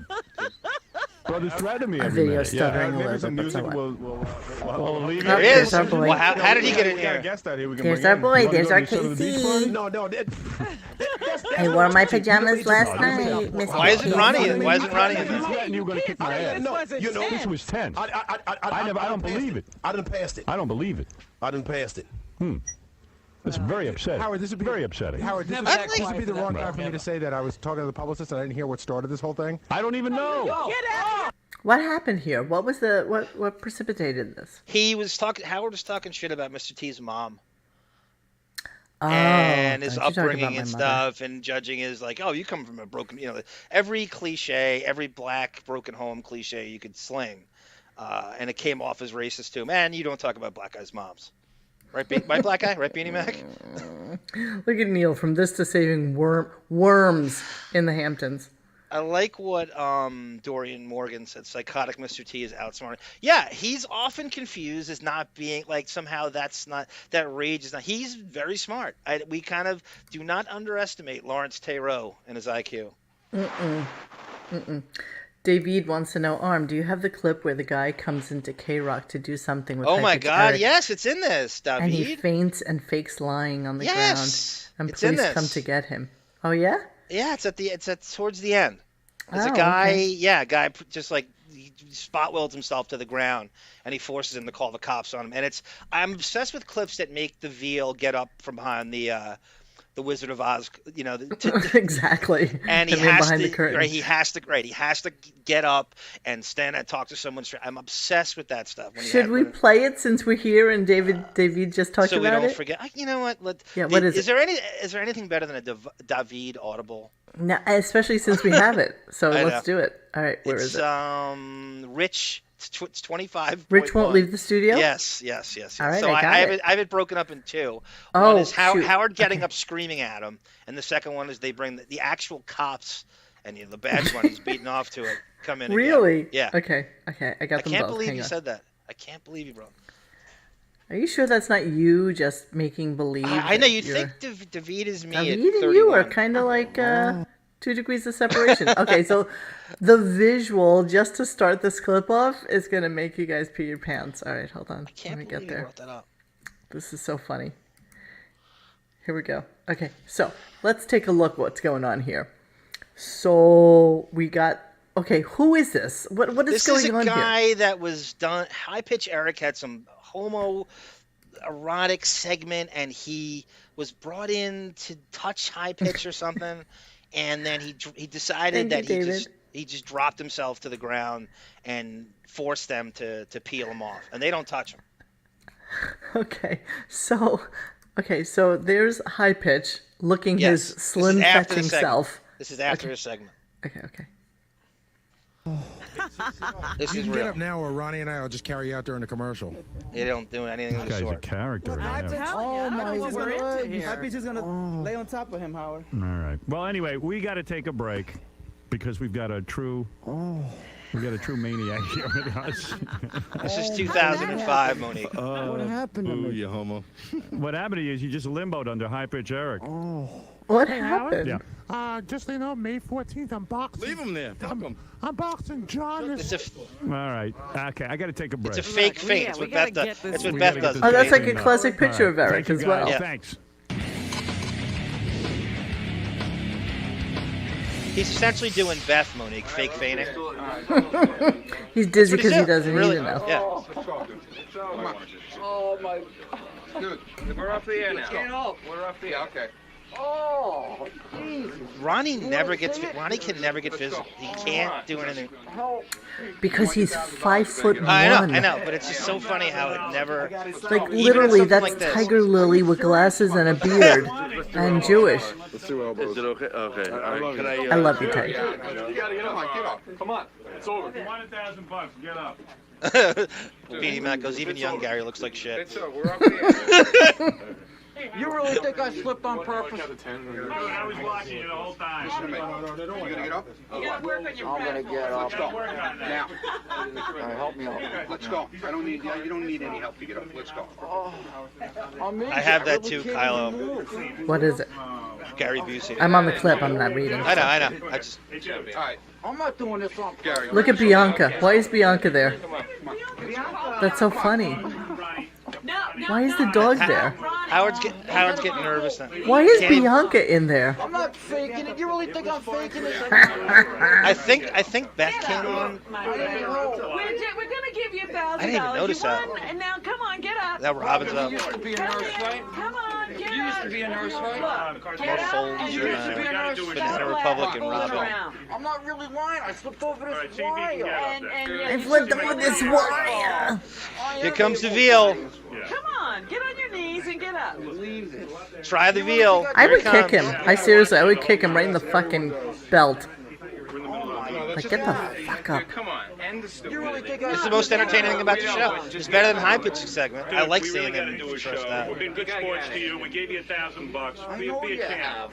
Be a champ and get up. So go on out there Be a champ. so we can. I watched the whole thing, man. It was lame. You want us to play it There he back is. to you? You'll do a better job on another show, but we have it on tape and it was lame. And I'm telling you to get up. This did not make K-Rock. I'm telling you to get up. I'm not bullshitting with you. If you want $1,000, I'll end this right now. I'm taking back the fucking 1,000. Do you want the 1,000 or not? Of course I want. All right, so then get up and stop the horse shit. Oh, this would drive me insane. I would be insane. Don't you like seeing Howard stressed out though? I do. Go out in front of the Tony the Danza best. show and do this. You'll make a Tony Tony Danza Danza's show? Poor Tony I Danza. watched it. It was lame. It was bad. It was poorly executed. You got to get better on it. Tony Danza catching some Do shrapnel. you want $1,000 or not? We got to move along. I can't stay here. No. Meditate. No. So funny. Dude, we have a show to do. All right, I'll You see, now the funniest This is thing the would have show. been, okay, if this was my show, I would leave him there and I would put stuff on top of him. Like I would just like put like a rug on him and then maybe like a chair or something. Yeah, turn it into maybe a bit. TV. Exactly just right. turn it into a fucking bit. Just Ti- leave Ti- him right Tiger there. Lily says something too. She's like, where is your security? If security can't handle this, what are they there for? Absolutely If you nothing. can't handle this, just scooping a guy up and bringing him into the hallway. What can you do? By the way, Casey Armstrong's gone. Casey has left the show, I think, a mere couple months before this. So that's why he's not there, and that's probably what. Yeah, he would have started screaming at him. He would have done like angry That's who you Casey. need. That's who you need. Yeah, you're exactly right. I'm dying to see part 2 of this, though. It's the cops coming in. Oh, the cops come Yeah, to get him out of there. The actual cops have to get him out. Oh, that's it. That Howard is screams delicious. at him. I don't know if you want to play it. Okay, here we go. Hang on. Let me get there. Sorry, guys. Give me a second. I'm just trying to move back. and forth Jeremy from Spoke goes, Howard should put out his 45 in his ankle. I know. that. You know what? No joke. I'm sure he was carrying at this I time. think he was thinking about that Grillo incident. Casey, who is who I need, so to speak. He loves you too, TL, just so you know. Okay, here we go. You want to work with this guy? The cops are here. And the cops are here? Wait, let the cops come in and take him. Come on, badge money. The Well, they're cops not are gonna here now. take him. So now this is going to escalate into a whole big thing because you have to be so goofy. What are you doing? Yeah, the cops can't touch him either, right? You're not thinking clearly. Keep your head down. You're supposedly sick. Now you got cops here. You're being dumb. You know what happened to the guy at Chase? Gary He in had his jail uniform. time over something like this. Yeah, because we're wasting Now you It's got almost real like cops here. time. Now it's turned into a whole big thing. How many Now it's gonna Adidas turn into a tracksuit tops does he have? I don't know what you're doing, man. Well, I talk do to think them. you're doing it. Dude, talk to the cops. You think I'm on drugs? I don't know what you're on. He looks like Grillo with lots of hair. Yes. Doesn't matter. We're not doctors. Stop diagnosing. Well, we'll have you drugged. Outside he was on drugs. I wasn't. Is that Tom What? Chipisano over there? I wasn't on drugs. I didn't Is he say in you're the- on is he anything, in man. frame? Like, Now you got he's got to be police there, here. yeah. Yeah, there. He's behind the cop. Nothing. I was up here. We were doing Yeah, he slipped and fell over nothing. just my little back. Doug Goodstein with the Trying to get up. rubber gloves on. He's got the Mickey Mouse gloves on. Yeah, no. You better not help him. Let him get up on his own. Howard's worried about being sued. Sitting there yelling at me. You think it's all lawsuits, He's Monique? doing everything. You know, I mean, if it's on video that he injured himself, I'm sure he signed a release, so doesn't matter. Howard's lawyers are texting him, "Don't touch him! Don't touch him! Don't touch him!" Look, of course he's a Jets fan. complete fucking loser. Just thinking of World destined for hooligan, like right? despair. The hooligan jet fan. Jets. They're police officers. They're not doctors. Go back to Shea Stadium. Exactly. It's like that show. I can't wait till tonight when you're in jail. It's a big guy's pulling on your ponytail. Gary loves prison sex. Oh, that's real funny. Insults. Is he? Do you think he's really hurt, or is he just being like a total douchebag dick? How long do you think Why don't you get a this is hairbrush in your gonna ass take? by a We big have to black do a guy in show. jail? Get you up. Help you. Get up. The David. I would have literally yanked him up by his hair. No, sir. No, I told Howard what job I was doing before. Right. Sounds like Ronnie too. He speaks like Christian Totally. Ronnie. Sounds like Ronnie looks like Grillo. That's the best thing It's to a do. Jets If you accent, want my Monique. Don't you vote- think it's a Jets accent? Totally. That is like a total Nassau County, bordering on Queens accent. Freeman McNeil only had 21 carries this That's a better weekend. deal. Come on. Why are you going to let this escalate? Do you think I would do something? I don't need this. Do you honestly think I would do this on purpose? Why do you draft We don't know Ken what you would do. O'Brien? Just get the fuck up. You got John Elway. Will you get Ken O'Brien? No, I wouldn't pick What's him up. wrong with you? I wouldn't pick him up. Sir, I would leave him there because Leave him you're there. going to be responsible for whatever's happening. Man, they are so terrified of I would get the ambulance. Yeah, leave him there. Let's get an ambulance. Yeah, he should be on a board if his back is. You know Can't get what? up Seriously, on his wouldn't own. cops just drag his ass out of there? Like, seriously. yeah, they're just worried about lawsuits.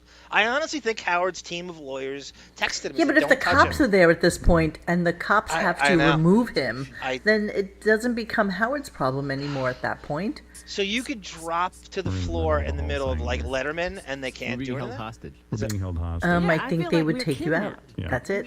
Right.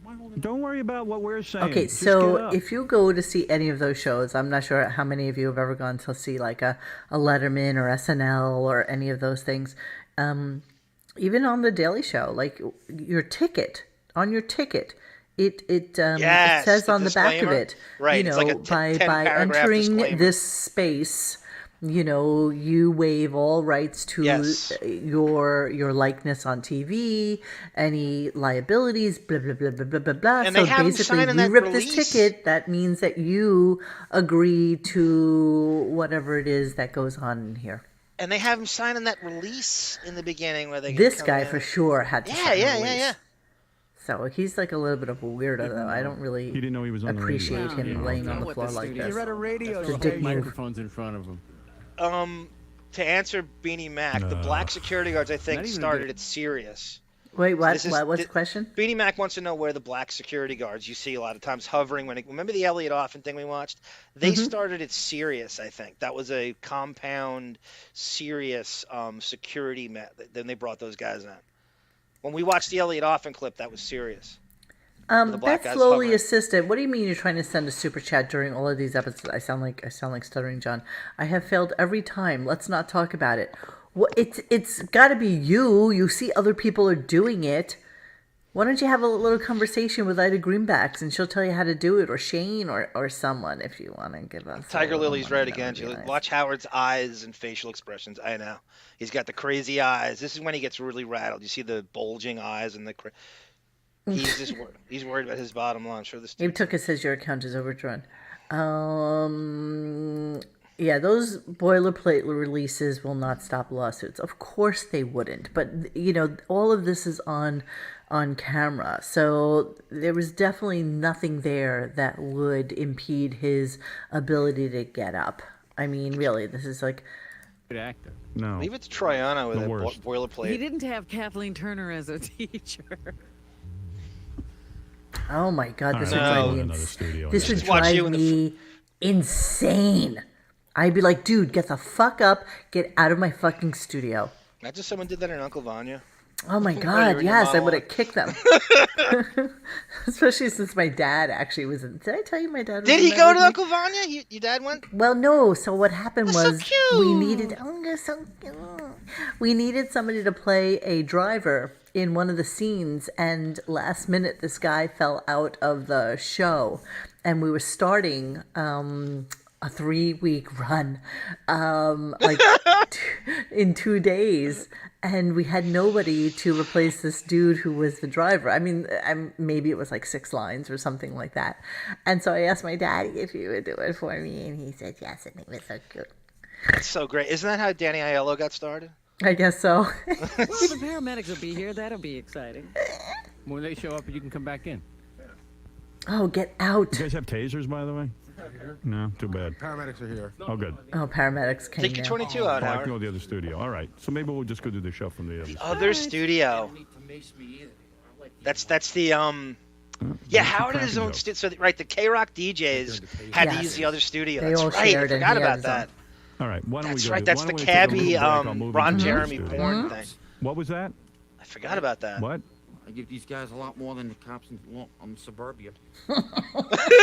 You do? Well, that means a lot. You see Troiano's I hate everything about him. I'm so annoyed by him that I need to stop the clip. I hate him. You see Troiano's post? No, I have to come back. Hold on. Any worthwhile legal department will tell you not to touch him. Lawsuits galore, similar to like letting shoplifters get away with stolen merchandise. Very, very good comparison, Troiano, and your loss management knowledge.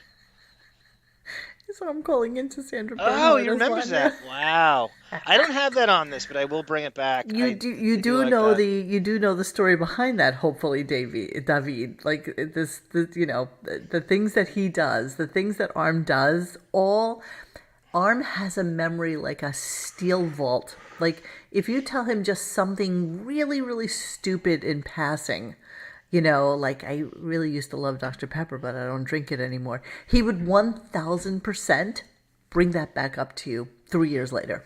Well, that's how Amber. What's the matter, Monique? You don't like that fucking Dr. Pepper anymore? Is that what it is? It's because you gave up on that Dr. Pepper back in 2016?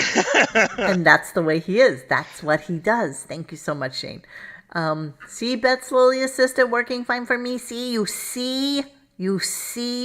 By the way, if you give us $5, we literally get like, I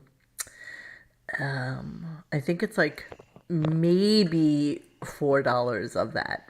Like, there's a big percentage of it that goes to YouTube, sadly, but it's okay. It's okay. All right, I'm gonna move on from this because it's really annoying Gary. me. They want Busey.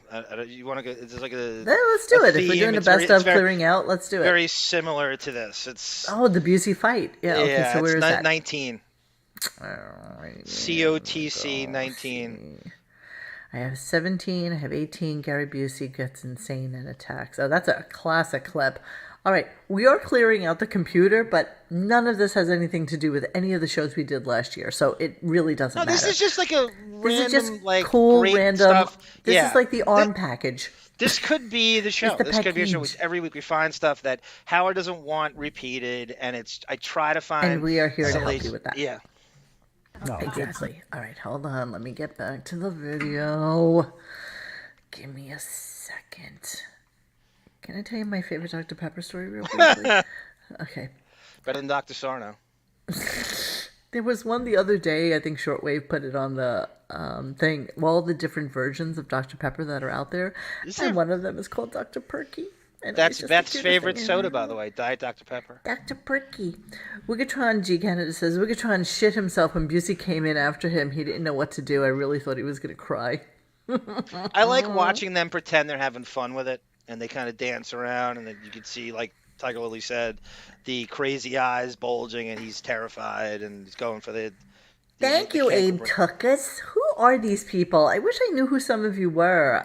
I don't even know if some of you are on our website or anything. To cross over to the forum, it should be mandatory. Although I must confess, I do love not knowing who people are because then you never feel like you. Well, you can start over. You can start with a new identity. It's a clean slate, a tabula rasa on the chat. Shortwave. Nice. I got that from comic books. That is really, that's lovely, John. That was. I'm almost tearing. That's so. It's a place where Shortwave can turn into Dave and Diego, if he wants to. By the way, I had a very, very depressing moment. I got choked up before. I looked up an old thread about Emily Stern, and the first thing I saw was Scott Baio's penis. Hold on a second. I want to look at this. Miss Beaverhausen says, I've seen how the YouTubes have a buy me a coffee option.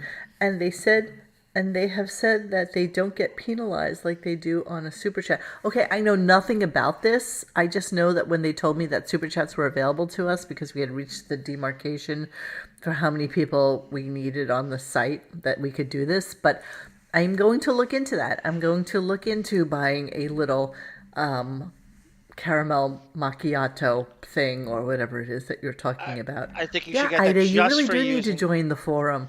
Although there's lots of assholes there. I don't want to expose Ida to some of the She's so pure, more I know. sordid miscreants that we have on our site. She's such a pure as a driven snow broad. Okay, I'm not gonna. Let's not push it.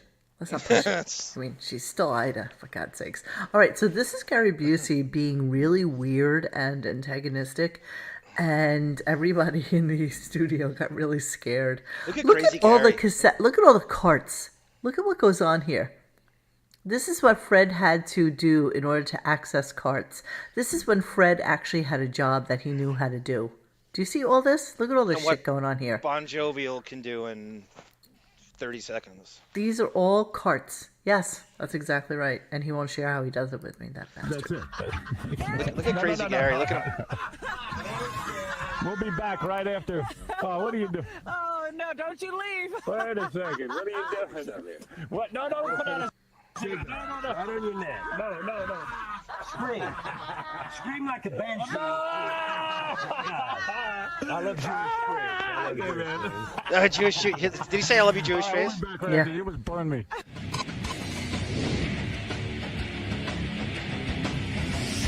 Who's that, John? What color is his hair? It's like in the light. It's red in the light. Tell me he didn't dye his hair pink. No, it's just the lighting hitting his Are you Massapequa scalp. Sure? Yep. Can you confirm that, Fudgesicle? It's the lighting hitting his Massapequa scalp. Look at John. John's waiting. John's kind of sizing Gary up right now. Now that John should grow his hair again. Ah, Jesus. Look at Howard. He can't bend down. Is that him trying to like hunch over? Yeah, he can't bend. He can't the wig of bifida. Wig of mortis. And of course Robin laughs because that's her way of nervous energy. You know, I realized that when somebody had posted Robin on some show. Oh, what was it? Oh, it was with Jerry Seinfeld on a Bill Maher show. Oh, yeah. It was the pilot. I think it was the politically incorrect pilot. It was him, Seinfeld, Larry Miller, Robin, and Curtis Fleetwood. Oh, okay. Maybe, but anyway, so Jerry starts to kind of rip into Robin a little bit, and she just starts laughing, and it's just now dawned on me that Robin's laugh is her way of, you know, the way when sometimes you ask people like an uncomfortable question, they don't know what to do, they'll immediately say what. Yep. And so that's their way of having to have a moment so that they can think for a second before they give you an answer. Robin's way of doing that is to laugh. So right now, Robin is beyond uncomfortable with this freak kind of coming after her, and nobody's helping her. The laugh of terror. Look at Howard. Look at that outfit. No, look at Howard. Howard's kind of like bobbing and weaving. He's bouncing around. He doesn't know what to do. I know. You see me now? I'm a heat-seeking missile. Heat-seeking Gary. missile. Ew. Wow. Melvin. I love your Jewish face is the new What's the Frequency Canada. There's the hair system. He took his sunglasses That's the off. classic hair system. Circular hair. You know, I don't know if any of you have seen our wig shows, but you'll notice right this second. After this, we're going right to the wig clips. You'll notice that Howard has the weirdest part in his hair. And we're going right to that after this. Bizarre. Like he has like this weird circular part in his hair. And then you can see another one, right? It's like a strap or a coin slot kind of thing where nobody has this. No human being has this. The part like goes back further in the middle of the scalp, and the hair gets thicker and darker every year. Nobody. Well, let's go with the Moses part, if you will. It's a curious. Yeah, it's really curious. Like Gary, they're all fake laughing, trying to. I mean, they're kind of having fun. Yeah, it's hysterical. Stop. It's hysterical. A psycho is in your friggin' office, and I think Busey's in his mid-70s right now. We're not done. Gary Busey's insane right now. That's the perfect Greco-Roman position for him. Yeah, you gotta Here run. comes Ronnie. He comes Ronnie. Oh, there goes Ronnie. Yeah, There always goes on Ronnie. time. He's literally 10 minutes late. You know he's ogling some intern. Yeah, Gary Busey repulses me with those gigantic chiclet teeth like kids at the Mexican border sell to you for like a nickel. Disgusting. Disgraziad. All right, let's go to the hair now. Now that we're on this, let's not lose our. Well, let's not lose our mojo here. Okay. Our follicular momentum. Monique, because I don't want to stop. The last clip I sent you, remember, just before we went on. Okay, that's a no spot. All right, hold on. It was the Revelation show. This has been completely scrubbed from all. I want to thank Boff, Steve S, and Sarah actually remastered the Richard Christie streaking thing. Is this an MP3? This is an MP3. Okay. So it's from it was scrubbed from the Howard TV video. You cannot find the replay. This is taken completely out. This is the staff thinks Howard's wearing a wig or hair system or interesting. Especially Howard TV. This has been scrubbed. I don't think anyone's heard this. Oh, all right. Well, I wish I had something that said, what we forgot to mention. All right, guys, we forgot to mention this. So we were doing all those clips with like Shaq and everything, and we started to jump around. Oh, yeah, we were really trying. What we were really trying to do was celebrate Black History Month, everybody! Yay! So we had 10 consecutive black clips. Where we wanted someone in the chat to go, what the hell was with the black? Right, what's with all the black people? But it was just our way of celebrating Black History. Thanks. You can thank David for David made us segue. Yeah. So sorry. We were trying to do something that was meaningful, and we were also trying to do it on, in fact, Black History. Yeah, it was supposed to be the beginning. Homage. Yeah, but we just kind of never got to that because my poor Johnny had to pull all these clips together. All right, so we are listening to... Affy writes, he's just a skater boy. That's exactly it. He's got the khaki skater boy pants on. That was big at the time. That's okay, so Ralph. Howard's hair revelation. Here we go. Yes. Let me just make sure that I have this. They just to set this up. They got the series and they promised the revelation sort of carry over from terrestrial to, and this is kind of the way to hook the subscriptions. This is like the last honest moment maybe Howard has. Although he's lying here. And you could hear it. It is classic lying. I swear on the life of my kids, and it's all in there. So this is Gary Kumat Mibra says Wiggy got so defensive in that Spencer Coburn saga, nobody would get that defensive about their hair. He also did not go through with the $50,000 challenge to have a doctor inspect it. Yeah, and even when he won those hair club awards or whatever they were for the best hair in America, he never let anybody touch his hair at that time. And if you listened to our show with the good doctor about the wigness, he said absolutely that it was a wig. Absolutely. All right, here we go. Let's see. Howard's hair revelation. Here we go. Okay, here's an MP3, so there's no visual with it, so we'll stay on with you. I mean, it's just going to be endless. Go ahead. I got to ask this question. Before we move ahead, I got to ask this question. I was just talking to the E guys, or the in-demand guys, who have probably looked at you more than anybody. Right. So I'm going to ask you a direct question, and here's an opportunity, if it's true, to really... I swear to God I will answer it. Okay. Have you had anything done in any way involving your hair?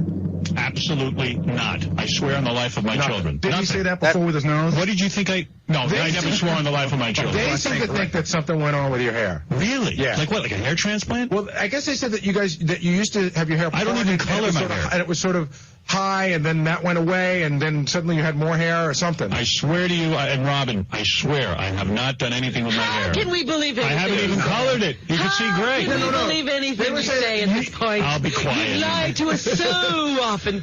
Robert, lying with your fake chin. I had a part in my hair. Your fake chin. Hey, Ganji, come in and help explain that. Come pull on my hair. I don't care. Everybody I swear I haven't done anything. You're going to get a wig. Why would you get one to look like that? Right. Get a good one. That's what he said about his nose. It's the same lie. Okay, Bob? You see, Howard, I'm just relieved that you didn't have the low blow. Now it's good. So, I mean, that's my point. I didn't want to get started. Now it's good because now we're going to say you have fake hair. I know, and that sucks. I got my own hair, you bull bastard, Ganji. It was actually DePace that brought this up. What? It was actually DePace that brought this up, and I'll tell you what this is. DePace is jealous. He said there was a time where you had a part in the middle of your hair, and that Tony used to do something to fix it. She used to color it. Yeah. She used to glue more hair on. And that since that went on for like maybe 6 months to a year. And It went on for a month. Here's what happened. Itself. It went on for a month. It fixed itself. I said, I have a full head of hair. I am not going to sit there and scratch my head and get black all over my fingers. I said, don't do that anymore. Now, it might be your perception that I've done something, but I haven't. The only thing I've done is fix that hideous hump in my nose and the liposuction under my chin. You have so betrayed us over the years. I hate you so much. I used to really love you, and I don't anymore. Remember I hugged you yesterday? Yeah, I want it back. We were in love. I don't love you anymore. I'll be honest with you. I'm not in love with you anymore. Wow. I am so proud of this clip. I don't want to pat myself on the back. I'm so proud of this clip. I've never heard it. I've been meaning to share it for years. We just never got to it. And it took really hard to find because there's only one version of this. And Robin doesn't believe us. I mean, this is the entire staff doesn't buy the hair thing. It's gone. It's scrubbed. Only we have it.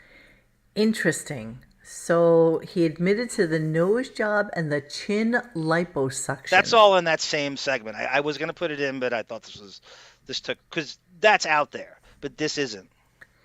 So it's kind of curious that everybody doesn't believe him. Everybody. The whole staff, nobody in Howard TV believes him. Robin calls that's him the a liar. truth, right? So his hair was kind of like parted like mine. So it was like parted like directly in the center, like this, right? And it would hang down kind of like this. And it was kind of curly. And then all of a sudden it was like this full kind of mop of hair on the top of his head. And he's coloring it, and he claims he doesn't color. I mean, there's so many lies in there. But what was he saying about the scalp that Robin used to, Tony used to color it? Yeah. So he's trying to fill in what, like everybody is a part, and he can't handle the part because it looks like it could be a bald spot accordingly. And then he's scratching his head, and he's getting black on his fingernails. No, I don't have an Uncle Saul. You see my fucking part, you retard. I don't have an Uncle Saul. I wish I had an Uncle Saul. I'm getting old. I'm thinning a little bit. But okay. It goes on because Ganji. I don't have any more of that clip. Is it? Oh, it's done. Yeah, that was it. Yeah, I guess that is it. And then It's only 2 megabytes, so yeah, that was it. He changes the subject, and they get off of it. Yeah. But that is, I'm so proud of that clip. That's a delicious clip. It's a doozy. You should post that on 17 Squabble with 3B's Lane, so that people have that to listen to. I've never heard that clip, just so you know. I've never heard that. Nobody has. Yeah, that's delicious. And you'll never hear it again on anything. They scrubbed that immediately. It wasn't any of the replays. It wasn't. And somebody had the first feed of it. I think it was Steve S. Delicious. Thank you, Steve S. So now let's stay on the hair thing. Okay. So the next thing is, let's go to this will please Fudgesicle. Let's harken back to 2001. It's Fudgicle. I know. I actually love Fudgesicle, so I can't help pronounce it. I love that Fudgesicle, and I love the real. I love a good Fudgicle. Me too. Fudgesicle. Okay, what are we going to? Just so I can cue it up. Even vampires get some grays. Oh, too sweet, Pistol Pete. I saw that. Nice Pistol Pete. Even vampires don't get gray. Tony Coburn is training as a mortician, so no one discovers his wig in depth. Classic David. Casey wrote to me one time, laughing hysterically, and Casey sometimes writes to me at like 3:30 in the morning, and he'll just send a text saying, "Oh my God, I am sitting here watching you know, that documentary on Howard when he was like getting ready for like, I can't even remember what it was, and we started laughing about Tony Coburn doing his hair, and then I was in that. Ralph's hair has the same. Ralph had the same hair, and then we start laughing hysterically about. I bet you if we go to Tony's house, all her kids have the same hair, like the same curly mullet hair, because that's like the Tony signature Pharrell look. hair system, yeah, the Pharrell. That made me laugh so. And he's like, Mo, I just want you to know, I just laughed so fucking hard at that comment and having the visual of 3 little kids with like that same curly faux mullet Howard hair that he had at the time. That's actually a great show that we did that time. That was one of our best. I cried laughing in that one. That was me, you, Benjamin, and who else? Oh, that. All right. So what clip do you want me to do? Okay. So this is kind of in the midst, towards the end. Okay, Stuttering John. Just give me a number. I'm looking for the number. I got thrown Stuttering off. John finds hair growth shampoo in Howard's Hampton shower. Right. So this is when you're obsessed with. Again, I'm so proud. I found this on a long car ride. I went and listened to a 2001 show. Okay. And this came up. I'm like, holy shit! It's not written in Mark's friggin', so you can't look it up. So the gang, the bros, stay at Howard's rented. Here's the deal. Now, all right, hang on. I'm sorry. I'm trying to get it together. Okay, go ahead. The bros stay at Howard's, the rented Hamptons. The rented house. So it's not Hamptons the one he has now. Right. What was it, Monique? $100,000 a month to get this one? So which is kind of normal, actually, out there. And Stuttering John, this is where John is great.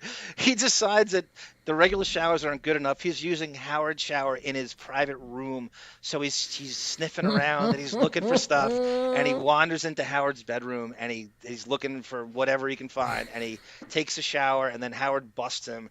And John gives a replay of what he sees in the shower. And he finds what is called hair grow shampoo. Oh, nice. I love it. Okay, here we go. Did you? Okay, here's the deal. Now, first of all, I didn't really know the layout of the house, so I didn't know there was another bathroom upstairs, first of all. I thought that was the only bathroom. What about your bathroom? This is what happened. We just got done playing wiffle ball. Yeah. And we were all sandy from playing that. So then everyone went Where did you put your clothes? I put the same clothes on. So, but where do you put your clothes? You have them in your own bedroom with a bathroom and a shower and everything. Let me finish. So what happened was... Did you bring... Can I just finish for a deflection. second? All right. It's unbelievable. Wait a second. At least let me explain it. So... What did you want your things? Were you... Like what did you want your soap? What did you want your toothpaste? And now he's going to Hold on. Robin. A towel, right? No. Soaking wet. No, because I put the same clothes on. So we go upstairs, and that's where the whole... That's where you take a shower to get rid of the sand. Yeah, but it was and put back on the sandy clothes. Robin, just listen to me for a second. So upstairs... I guess John didn't want to get sand in his bathroom. Right, you could use it. Upstairs there's a whole... Jesus Christ, get a word living room in. and dining area. That's where everyone was partying. So I was up there partying. Then I had to go to the bathroom. Just to, urinate.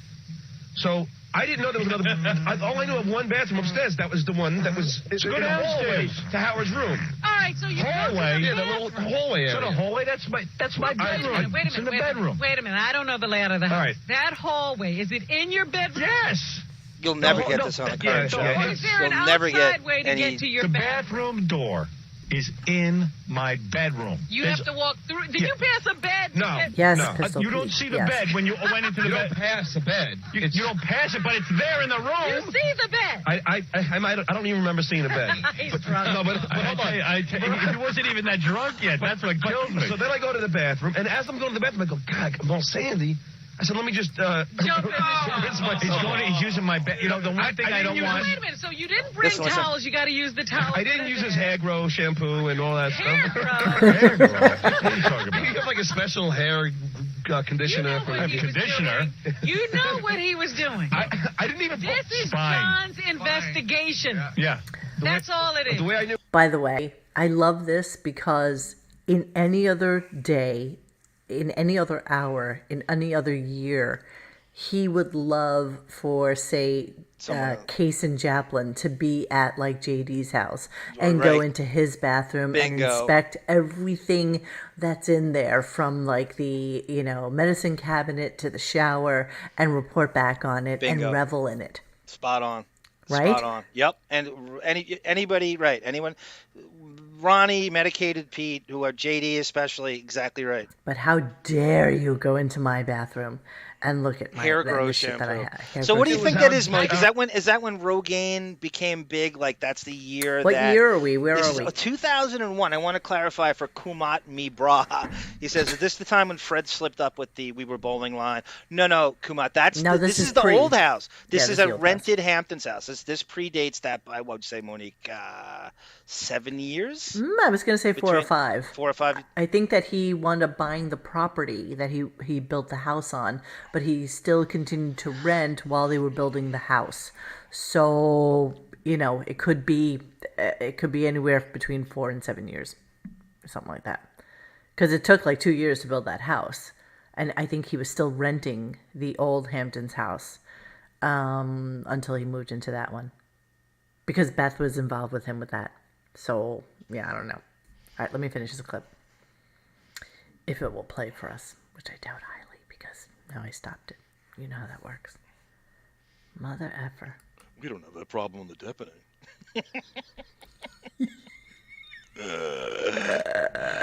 Wait till you start doing live shows. I know. Motherfucker.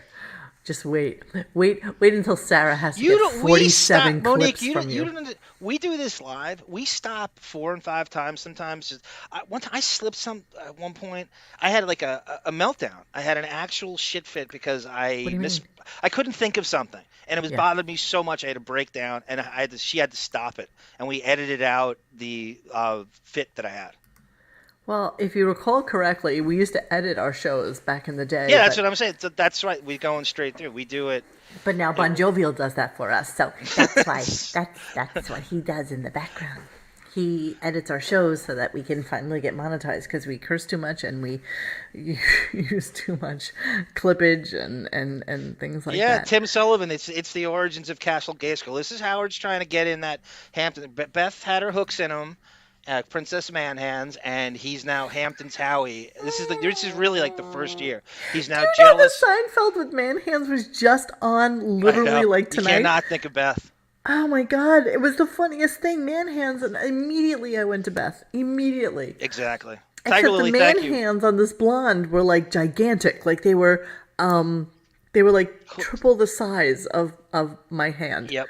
They were just fat and meaty, like ham hocks. They were like disgusting.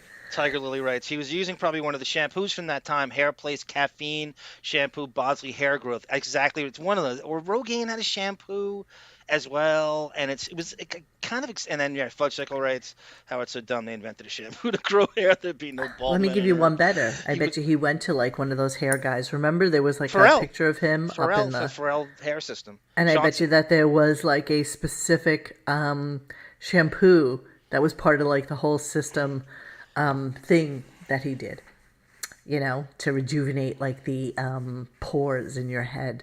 Yep. to get the hair growth thing going on. Absolutely. John just didn't know the name of it, but I bet you it was like one of those Bosleys or some shit like that. Jeremy spoke. Yes, it was kind of an O'Reilly meltdown. It was on the level of that. I was so like sullying our deafening brand. I said we got to take it out. Yeah, sure. Go live here where I can just fuck up on a consistent basis. But because we gave ourselves the option to do it. I love doing the live show. Listen, I know. There is nothing that makes me happier than to see the chat in real time. Seriously, and nothing actually makes me even more happy than when somebody else is playing clips, so that I can actually read the clips at. Oh, look who comes in. Look at Bond comes right in right at that moment. But I do love when he comes in and actually is able to play the clips because it just enables us. Look, what Bon Jovial. Oh, sorry, he put it up himself. I just messaged Sarah, and she was sending me the deleted clip of John having a meltdown. I would go along with it. I would be up for that. I would be up for emergency podcast soon. Tiger Lily had the greatest. She called Sarah she has the demeanor of an elementary school teacher, and it's exactly how she behaved. Who does, Tiger Lily or Sarah? No, Tiger Lily said that about Sarah. She sounds like she has the demeanor of an elementary school teacher. Sarah has the demeanor of a mentally unstable kindergarten teacher. danger. There is no part Liz of Cheney. Sarah that I would call like the picture of stability. Seriously, there's just nothing about her. I see She's what the she gunslinger. writes. She is a wicked commenter and gunslinger. Gungadin wants to know how Dennis is, if he's okay from his root canal. I hope so. I've not spoken to him this week. I must confess, I didn't ask anybody else to be on the live show with us because I knew since we had 50 fucking clips, there was not a shot in hell They'd enjoy it. I think they would enjoy of us getting through them. Gungadin to celebrate Black History Month, more roots than Kunta Kinte. That's right. Live shows don't have to be perfect.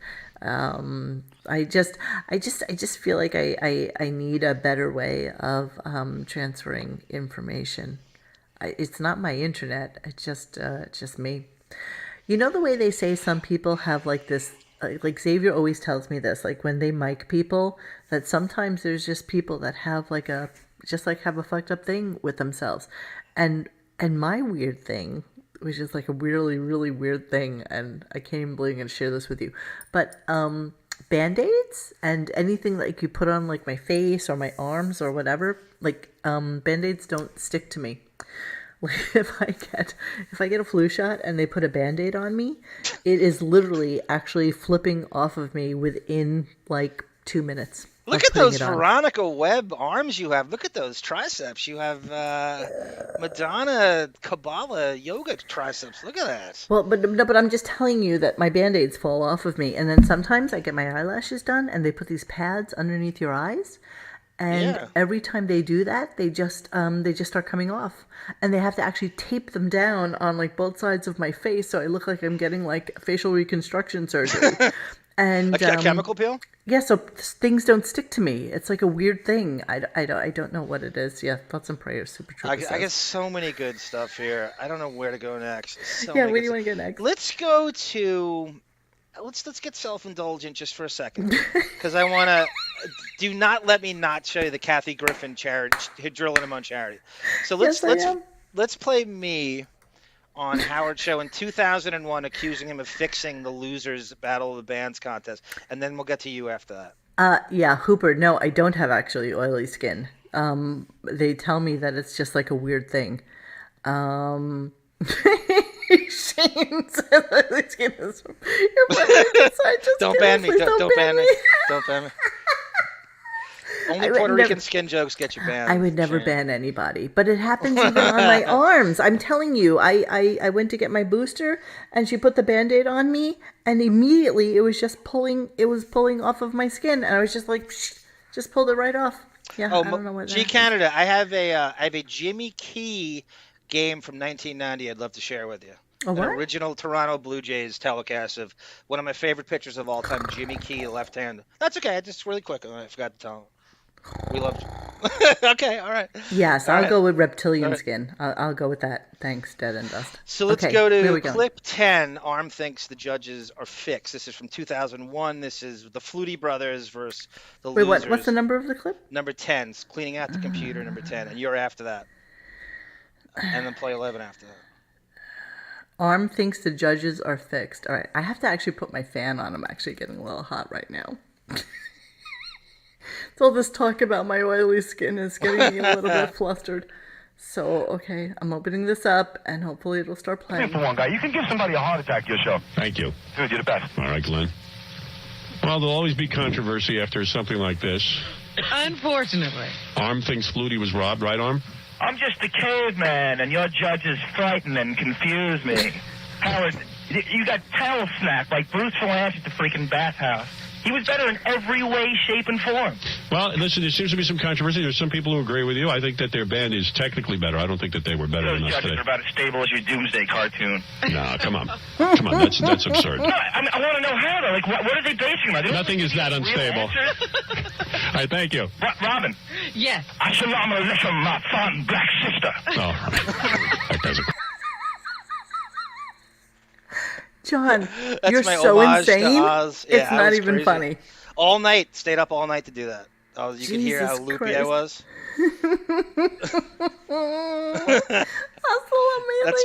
That's my Black History Month homage. There's so Hold much on, in. hold on. Let me put that brand right back up here. Here we go. There's John celebrating Black History Month. If you listen to that contest, you will think that contest was fixed. It was ridiculous. Everything's fixed. When Fred's money's fixed, that was fixed. Everything's fixed. Everything is fixed. Okay, where do we want to go now? You. So this, a lot of people don't know in the chat. Monique was once in a co-hosting with Grillo and Jackie, and Sour Shoes they set up Sour Shoes to call in and prank Jackie. This is one of the best prank calls I've ever heard. Sour Shoes should be paid what Sal and Richard and Benji and Mike Trainer and fucking Steve Nowicki is combined. This is one of the best. And it's Gary, but it's so good. It's so good, and you guys are in on this, and so I found this on a hard drive, and I thought I would. That's I don't think awesome. anybody's Okay, what clip heard is it? I don't. This is right after mine. It's number 11. Sour Shoes. Sour Shoes pranks Jackie. Yeah. Oh, I remember this. I love this. Okay, this was awesome, actually.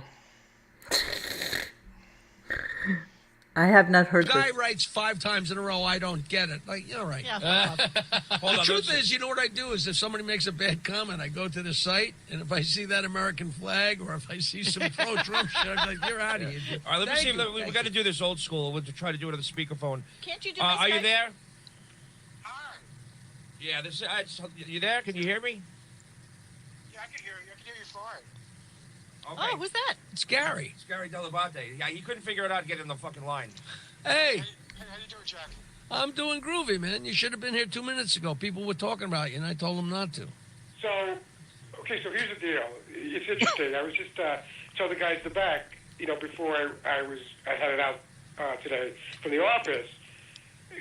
You said a lot of shit about me in this last book that I thought we reconciled a few years ago, and you stirred shit up again, and man, I just don't understand where you're coming from.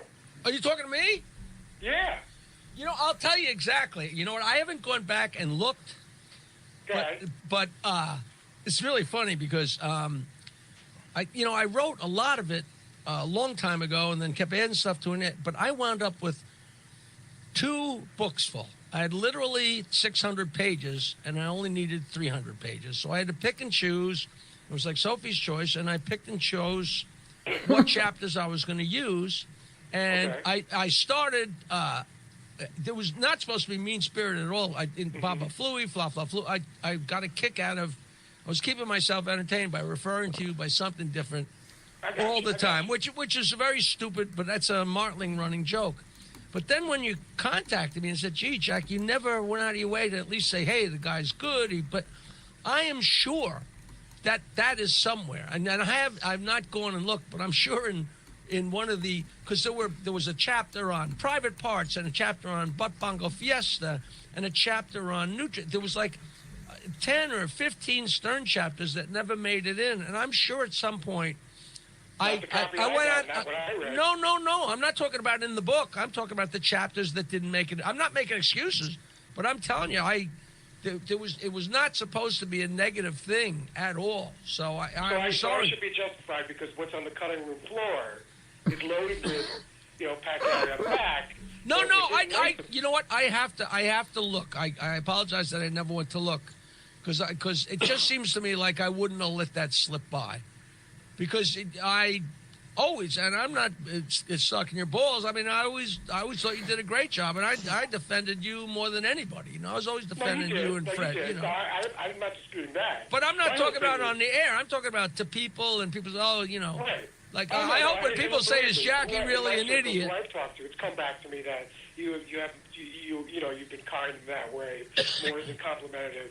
But that's one thing. But then to see it out, in bold-faced print like that, it just, it's like it's a cut to the solar plex, All right. Well, it certainly wasn't meant, and that's so funny because the further you hear me snorkeling? Yeah, now you got outrageous my references to you were.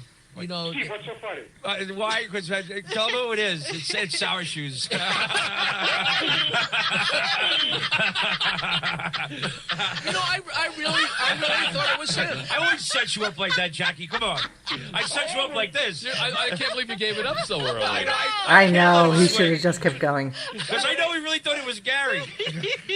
With the phone connection, who the hell can tell? You know, it's so funny. I think we would have given away if he started going into the 922Y. Yeah. 516-922Y. No, look, I'm since 1979. Hey, what do you call? Well, Grillo, I hope you're enjoying my last appearance on your show. We get there wide awake and raring to go when we walked out of the show. I'm sure I remember. Right. And Casey said, hey, you know what? Let's bring him upstairs, you know? Sour Shoes, I just have to tell you, I do a podcast called Radio Gunk, and we love you so much. You are the most underutilized, underappreciated person that is ever on that Stern show, and we love you to death. And you know, Sour's a great guy in real life. He really is. That's what I was trying to say. He does charity work. He's like just a beautiful human being. He came up to the family picnic just to play. You know, he doesn't ask for anything. You know, everybody pitched in and gave him. But he just sat there and was just so nice to meet everybody. He's just such a good guy. Amazing. And I appreciate you calling in. Thank you. Great family. Jackie, Stephen, Grillo's got a great family up there in Sullivan. I've met them all along the way. Yeah. Oh, yeah. I wanted to fuck his aunt. Yeah. And Mo. In Atlantic City. What? They went to one of your shows. So, hey, listen, Shower Shoes, do you have anything to plug? You going to be anywhere? No, I was saying my mom and dad met Jackie, and Jackie, you were really nice to them. This is about 2 years ago. You know, I actually hear that from a lot of people, and it's not it's not like you know who people are. You're just nice to them. They say, "Oh, yeah, you met my parents 30 years ago." Yeah, they said my son Michael Sour Shoes has known you for years. You guys have so much fun. It's great to hear him impersonate you and call different people all over the world as Jackie the Joke Man. Do you know who Paul Borghese is? I love calling as Jackie the Joke Man. All right. I love doing that. Thank you for calling in, Shower Shoes. We're definitely going to have you back on. Hey, you got me 110%. Yeah, that's great.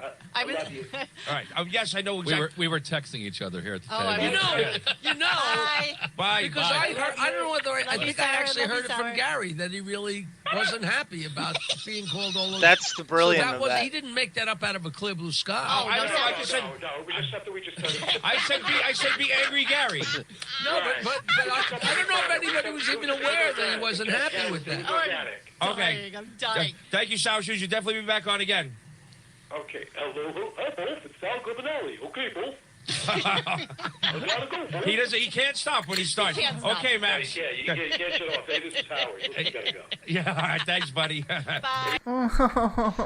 That's what's great. It's not even just the voice. It's that he has the entire narrative and the drama behind Jackie doing a book and talking some kind of shit about the show, and it's very believable. It's very, very plausible. Somebody said he was a poor man Billy West, but he's really a poor man's Robin Williams. Like, he can just do things on the fly with intelligence and brilliance and just go into voices and do things so haphazardly and so frenetically without having any thoughts whatsoever except for like this pure stream of consciousness kind of thought that comes out of his head.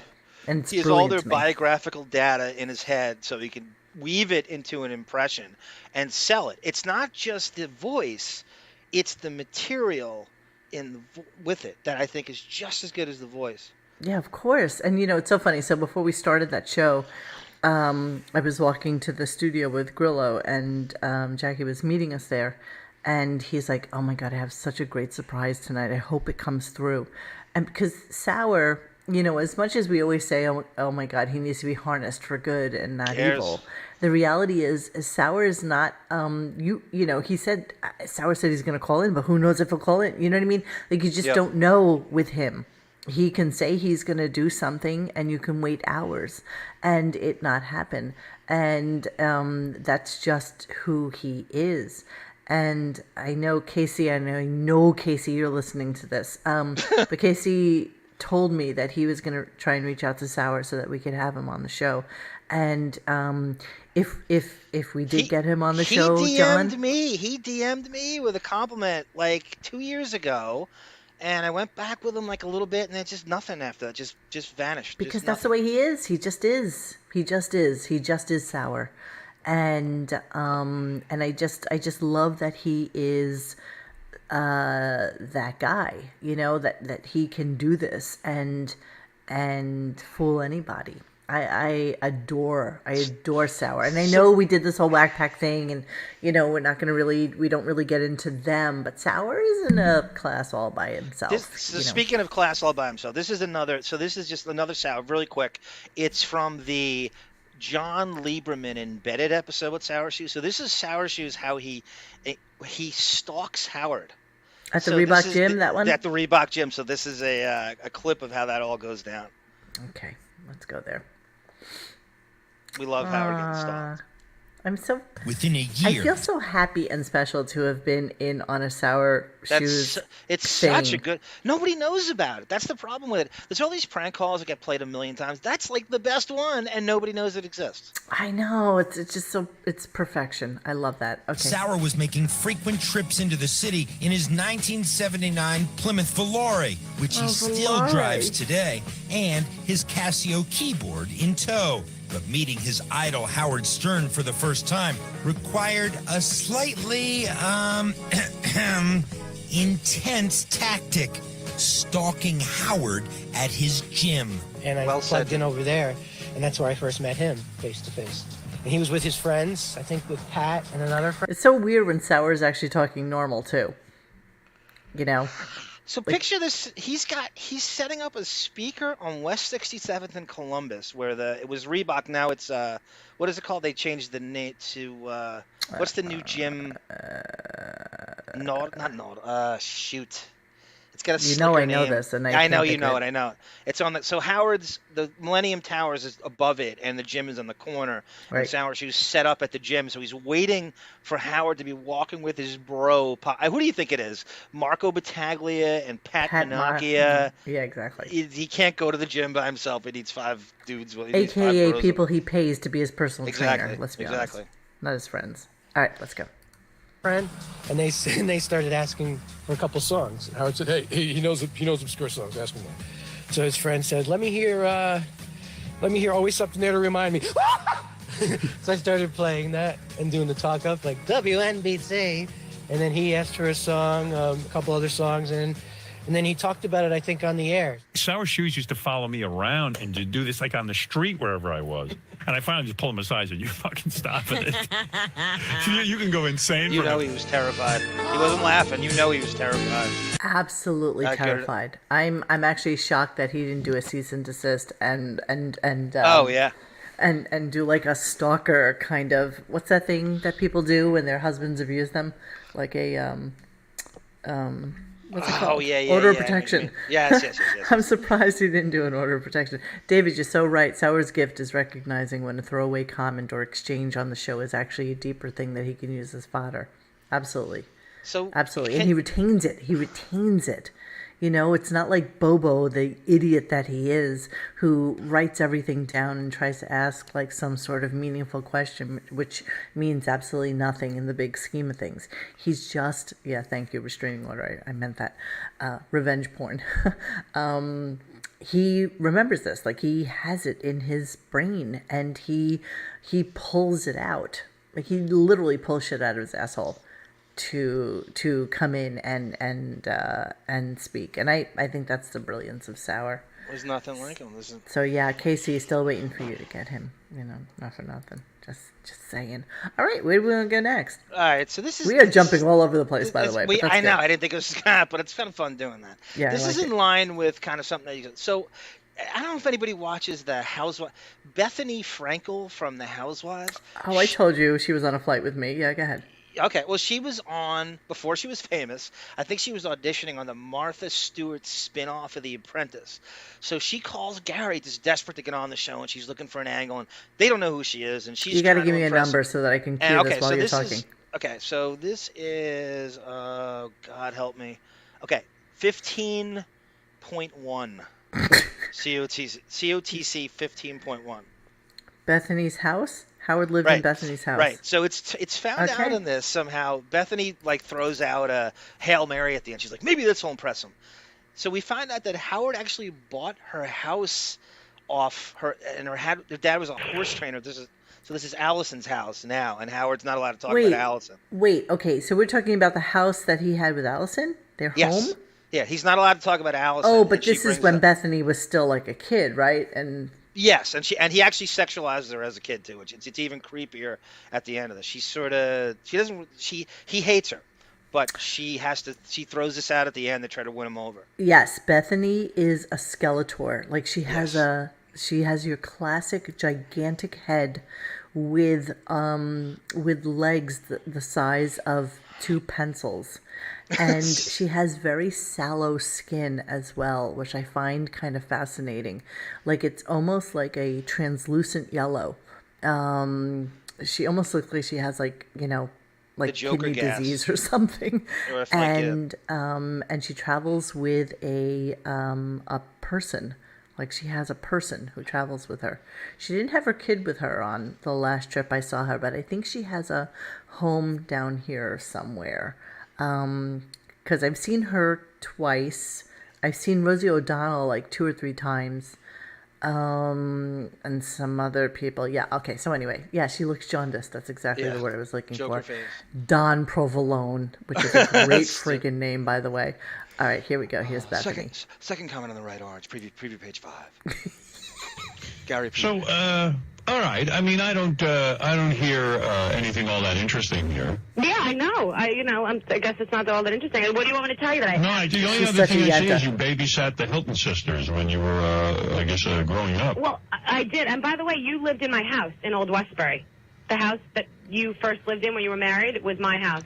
That's you? Yeah, the your 3 dad, mile. I'm not going to say the address because I think your ex-wife still lives there. But yeah, that's my father's a horse. Well, that was my stepfather who's a horse trainer. My real father's also a horse trainer. Oh, yeah. You know, Gary told me your father.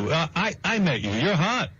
Thank you. You're a good-looking How old person. was she when you met her? She was like in high school. Yeah, I was in high school. I mean, I remember meeting you. And I remember you kept the name on your driveway because I went back there later to go check it out, and I saw that you had our name, which obviously, no one's going to come stalk us like they would you. That's right. That was my alias. Yeah. Yeah. But I was afraid that, there might be problems in the house, and if I brought it up, you might be like, you fucking idiots, that house was a piece of shit, I didn't know what you'd say. Mm-hmm. All right, let's see what the audience wants to do with you. If anybody has a question for you, I don't think they will, though.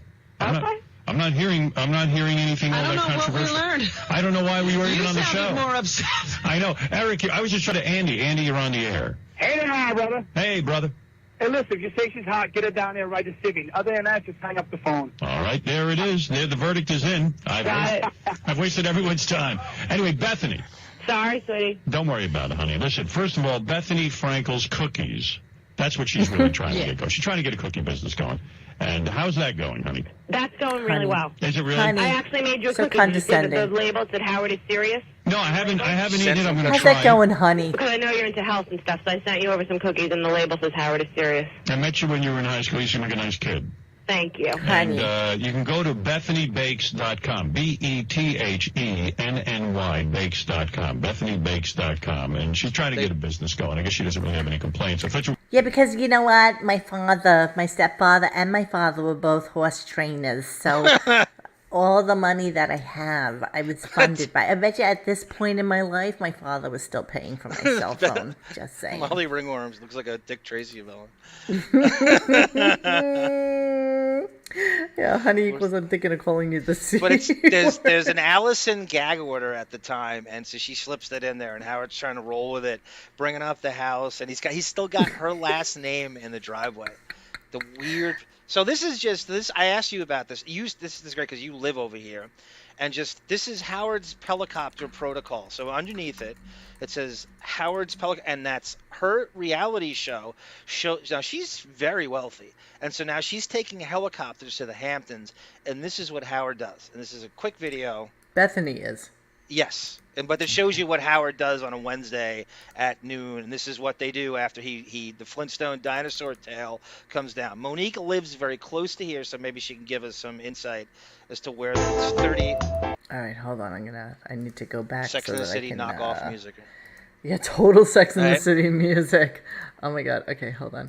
Let me just get to. This is the screenshot. helicopter protocol, guys. Exactly what he does. Helicopter protocol. Here we go.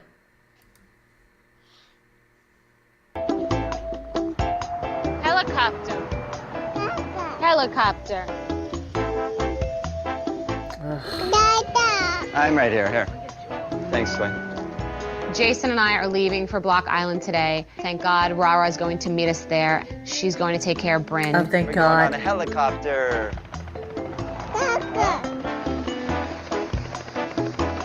Yeah, he divorced you immediately, It's a Bethany. helicopter. I'm not going to be able to move forward until you apologize for the whole thing. Like, I'm not going to be able to have a good time.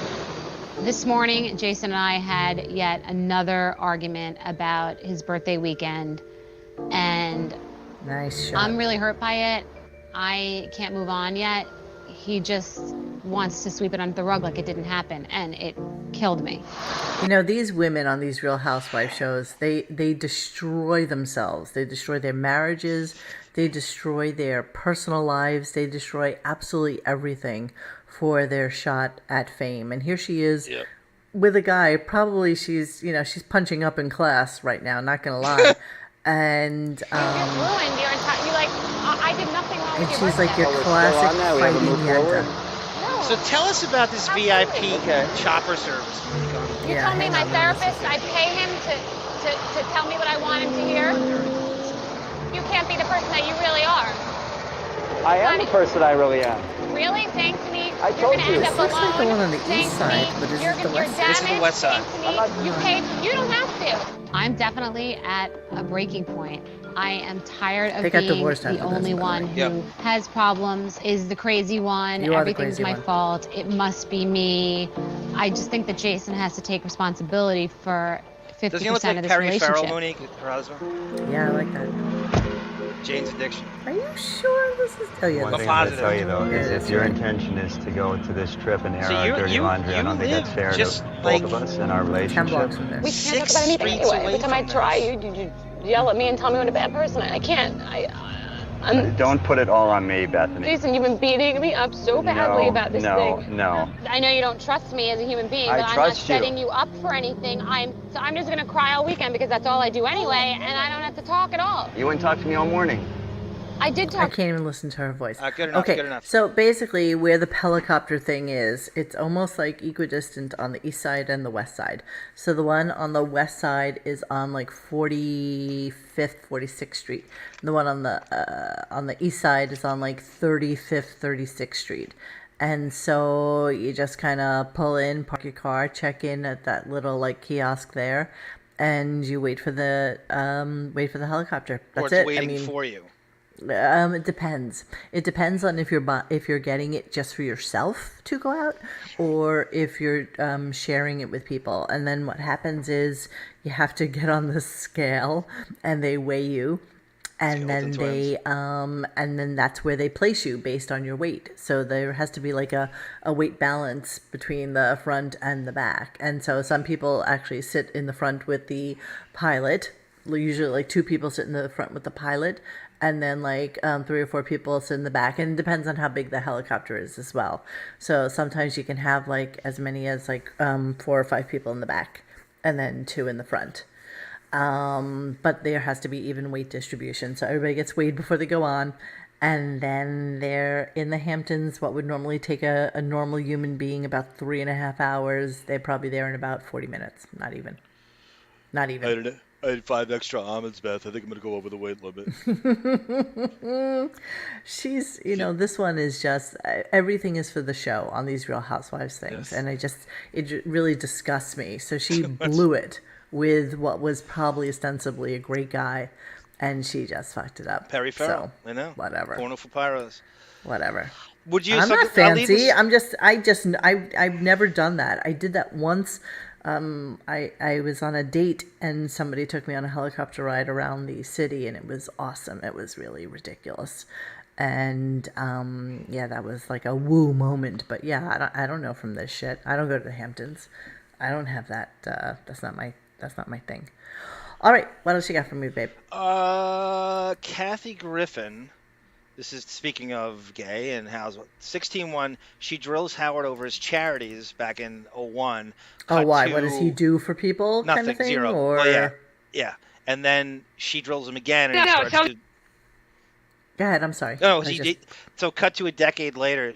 This is like in her head. She can't drop it. Now he's a billionaire, and she can't handle the charity thing. She brings it up again a decade later, and he's humming, and Gary has to jump in and make up charities for him. And it's everybody always wonders that, the besides the animal thing, and this is so it goes from 0102 to like 2013, like a decade later.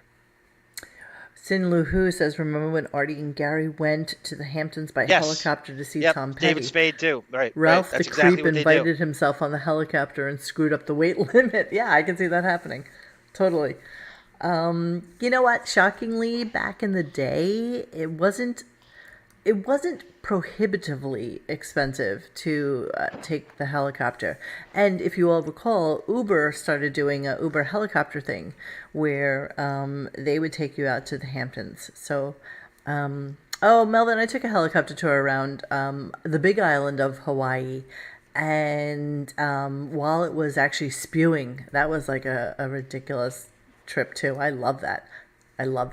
All right, so let me do Kathy Griffin, and I'm just going to see really quickly while we're playing this how much it costs. No offense, they asked me to do it. Are you going to do it? No, I would have to do something stupid. I'll bomb out in the first question. What about the charity? Oh, I don't care about the charity. I don't donate to charity. Yeah, of course. I'm not giving at all. No. You're a taker. I take everything for Life is myself. givers and takers. You're a taker. You know what? I'm too insecure to give money to people. That is such an excuse. No, I'm insecure. I got to hold on to every penny. What is? That's not being insecure. Yeah, I'm That's insecure. Being miserly. Yeah. Cheap. Yeah. No, I'm afraid it'll all go away. I don't want to give any money to anybody. You know, if he lost his money, he'd know that if I had held on to that. Okay, while we interrupt that cheap bastard just for a really quick second. $31 million a year, by the way. When Uber started the service to the Hamptons on the Uber Chopter, you can book the entire 5-seat copter for a flat rate of $2,500, or the normal price is $575 per seat.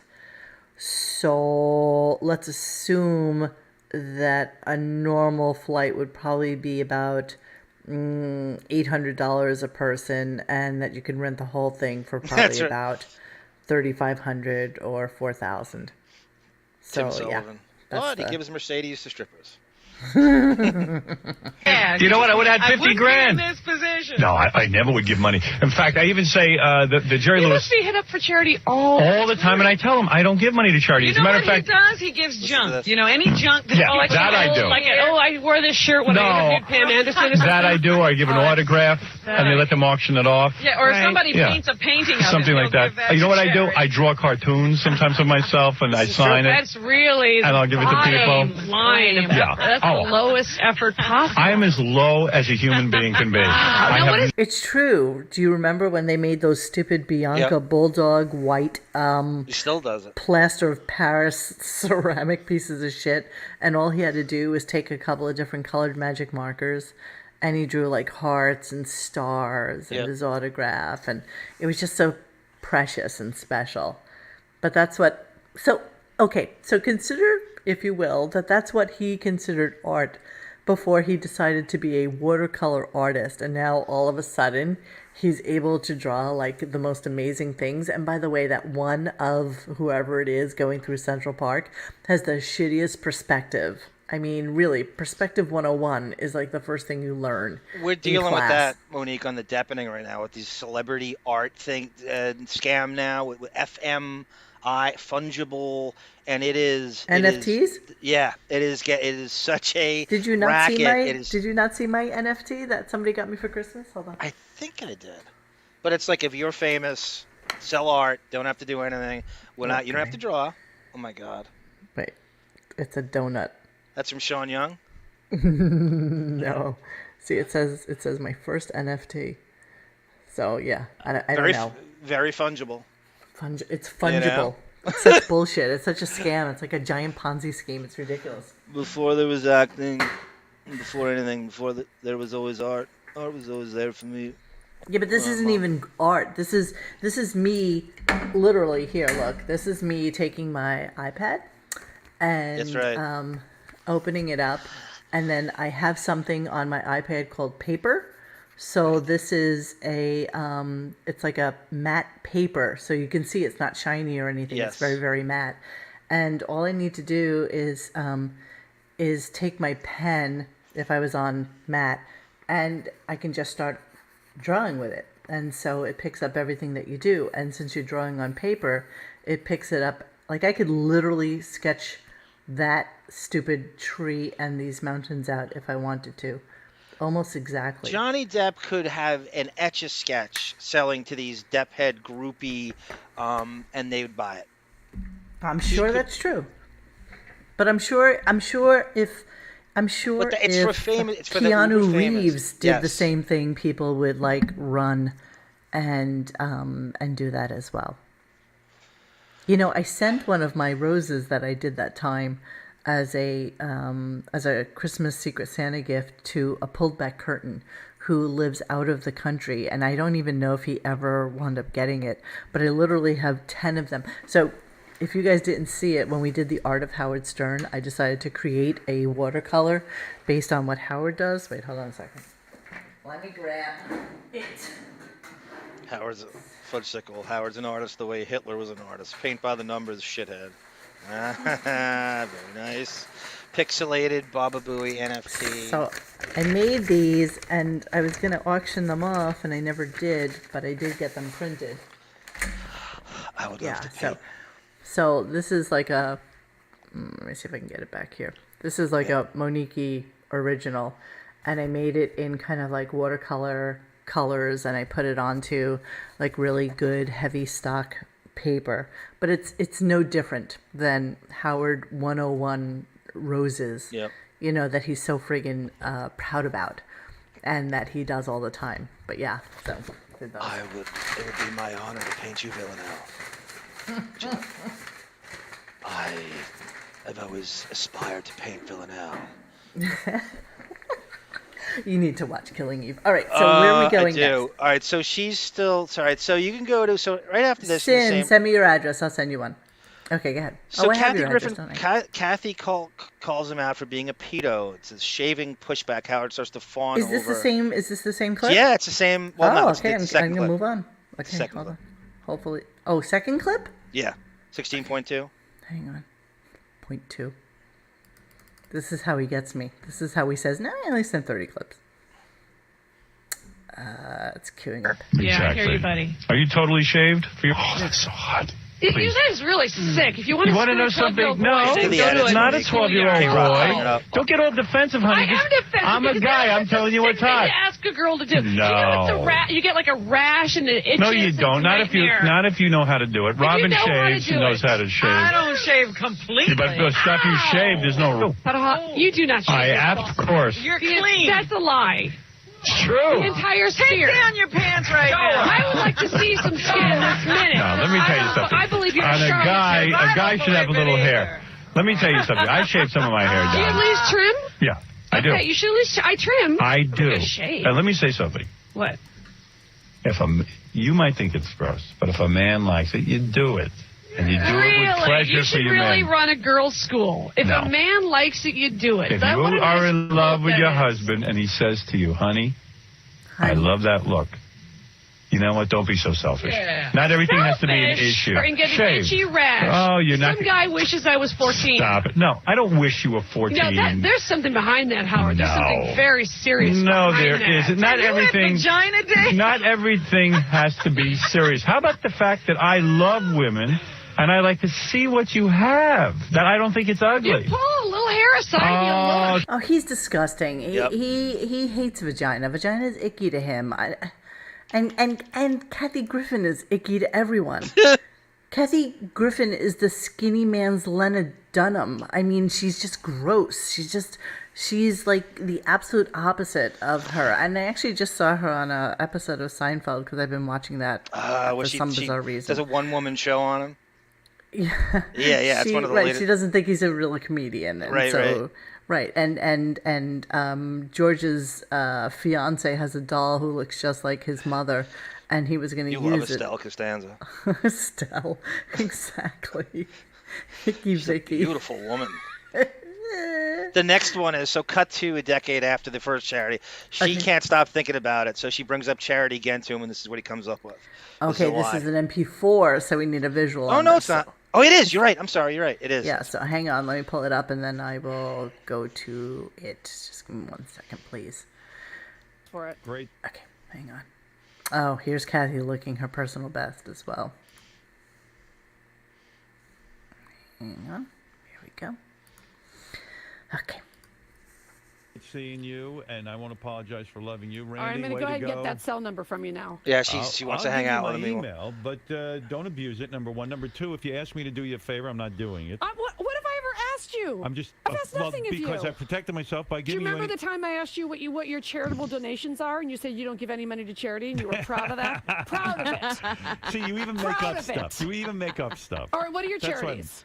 I have a lot of charities. And don't say animals, because that's Beth. Well, no, that's both of us. Number one. What are your charities pre-Beth? There's several hospitals Bullshit. I give to. Okay. Listen to the lying. Put I people in love God's Love We Deliver. Good. I'm big on them. Our friend Joan Rivers loves them.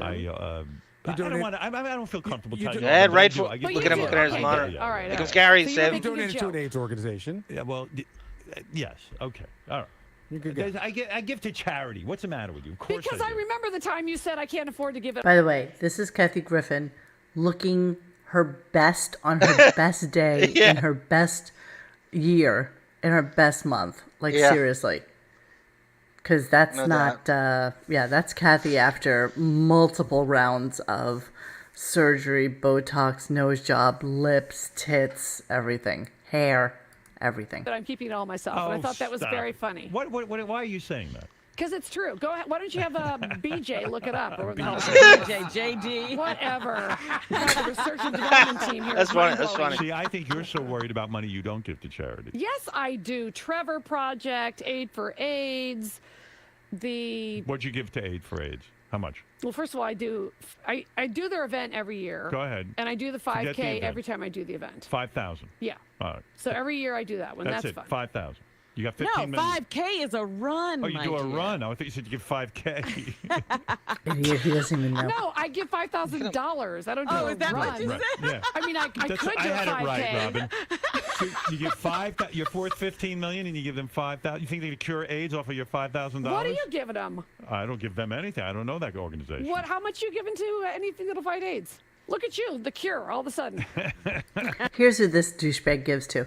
He gives to his alma mater because that's the way he can get his kid into school. Yeah. He probably gave to a couple of hospitals so that his parents could get excellent care and have, concierge doctors on demand. And everything else that he does is run through Beth's charity. When he has to remove an eyeball over at the vet's office, he runs it through the charity. Perfect because segue that's to who Beth. pays for it. All those Perfect stupid little cat people. Oh, and also, can we just add, this is a whole nother show. And Xavier really wants to be on that show. But a whole other thing about how she is limiting her comments now on Instagram. Yeah, thanks. I feel like I'll take full credit for it. I feel like you're pretty much responsible. You and Gary are pretty much responsible. Gary for that. Puppet, Sarah. The brutality. Yeah. The brutality of the comments. And I'm absolutely sure that he's going to mention it at some point in the near future. You made Beth cry. I hope you're happy, you stupid fucking trolls out there. I am. I like yeah, making you should be. sociopaths cry. You should be. I love it. Okay, so Let's go to Beth, because you're so brilliant at moving us to segues like this. So 13.1. Beth doesn't listen to the Howard Stern show. I don't need that. Okay, let's go. I don't want kids. Beth doesn't want kids to Andy Cohen, and he drills her. Andy does a nice passive aggressive job of drilling her on some stuff here. Let's go. Beth doesn't want kids. Beth doesn't listen to the Howard Stern show? Nah, I don't want to play that. Okay, fuck that. Beth doesn't want kids. Yeah, Beth doesn't want kids. Right. Or Beth wants it. She decided she wanted them. Okay. Right. I don't have children. I have animals, and I am so fulfilled and blissed out every second of my day. Did you want kids? I never wanted kids growing up at all. And then Howard and I got married. I never wanted to get married. Yeah. And then he wanted to marry me. And how could I not marry him? I was so in love. And then we had that a couple years into our marriage, I thought, wow, this is pretty awesome. maybe we should have kids. So we Right. really talked about it and really considered it, but ultimately we decided not to. And I have no regrets. But again, never say never. How old are you? I am 43, so the window is definitely Are you gonna freeze closing. 6-7 years ago. I'm too old for that. Really? 43? I think you've it's in freeze your your eyes? 30s. Really? No, I Yeah, oh think you no, can for still- sure. I'm definitely too old for that. I didn't look. You know, she's a little bit like Sour Shoes, to be honest with you, because Baby when voice? she's on the show with Howard, it's just this whiny, sphincter puckering, annoying baby voice that she does. But here she's kind of a little bit cocksure of herself and, speaking like a normal human being. And I don't think she does that in front of Howard. It's kind of curious. She's a little whiny.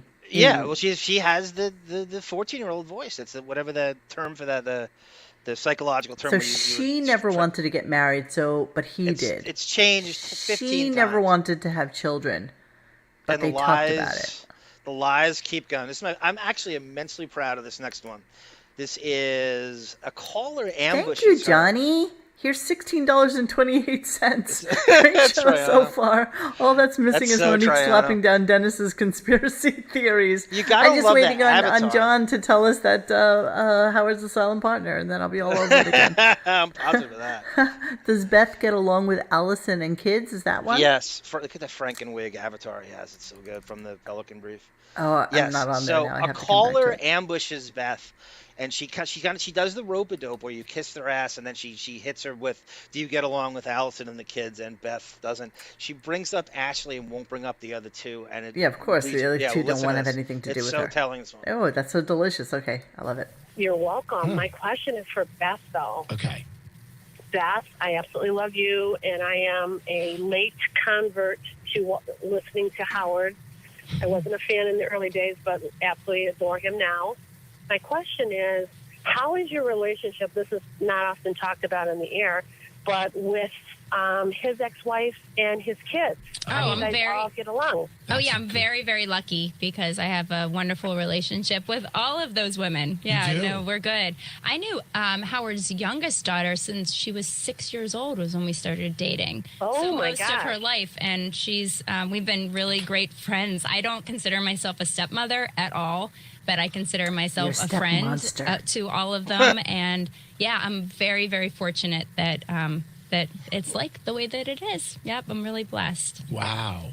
And with Alison, his ex-wife. Yeah, I don't see her that often, but a lot of the times we had to all be together or we have to be together for the kids, and it's perfectly beautiful. It's fine. I would love to she's gonna picture cry. you with Howard's parents. I mean, you're like this shiksa goddess. Well, we're with them very often, and I am so fortunate. His parents are they are my parents. I Good adore enough. them. Good enough. Right. So So we you all catch know. that she's yeah. seen Ashley. She hasn't seen the other two. So the other two hated her guts from Jump Street, would never be around. And you heard the stories. It was only Ashley that was around during that first divorce period. And the other, she will not bring up proper names. She doesn't bring up Emily or Deborah. They hate her guts, and it's written all over. And it's just I'm not reading too much into it. I think any idiot can read that. I think the only time she has been together with Alison in the same room is during Deborah's wedding. That's it. Yeah, End of I story. do too.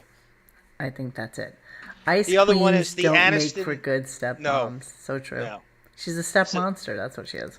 So she's forced to admit to the Jennifer Aniston celebrity gag order they have about not being able to talk about these people.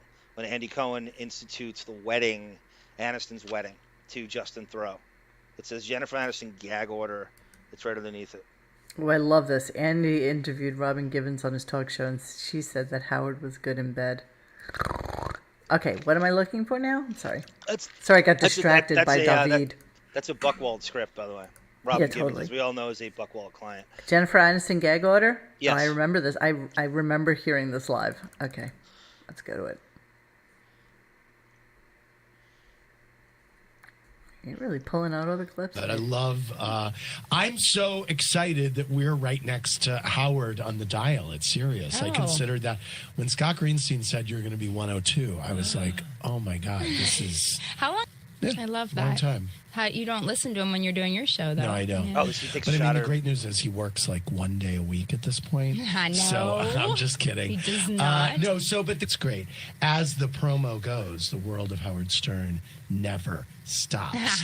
I have to ask you about the Jennifer Aniston wedding. Oh, I will not talk about that. Oh, okay. Well, there you go. Well, then I'm not going to ask you about it.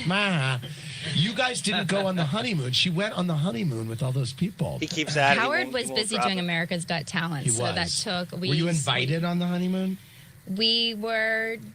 It was suggested. We were unable to go. Right, you were unable to go. But they're a beautiful couple. She was a beautiful. Does that mean no? You weren't invited? You could have just said yes. We were invited. Yep. He won't let it go. He won't. She thinks she's going to drop it, and he. Oh, I love that Andy does this. It's quite delicious. It's slightly passive aggressive. Very passive aggressive.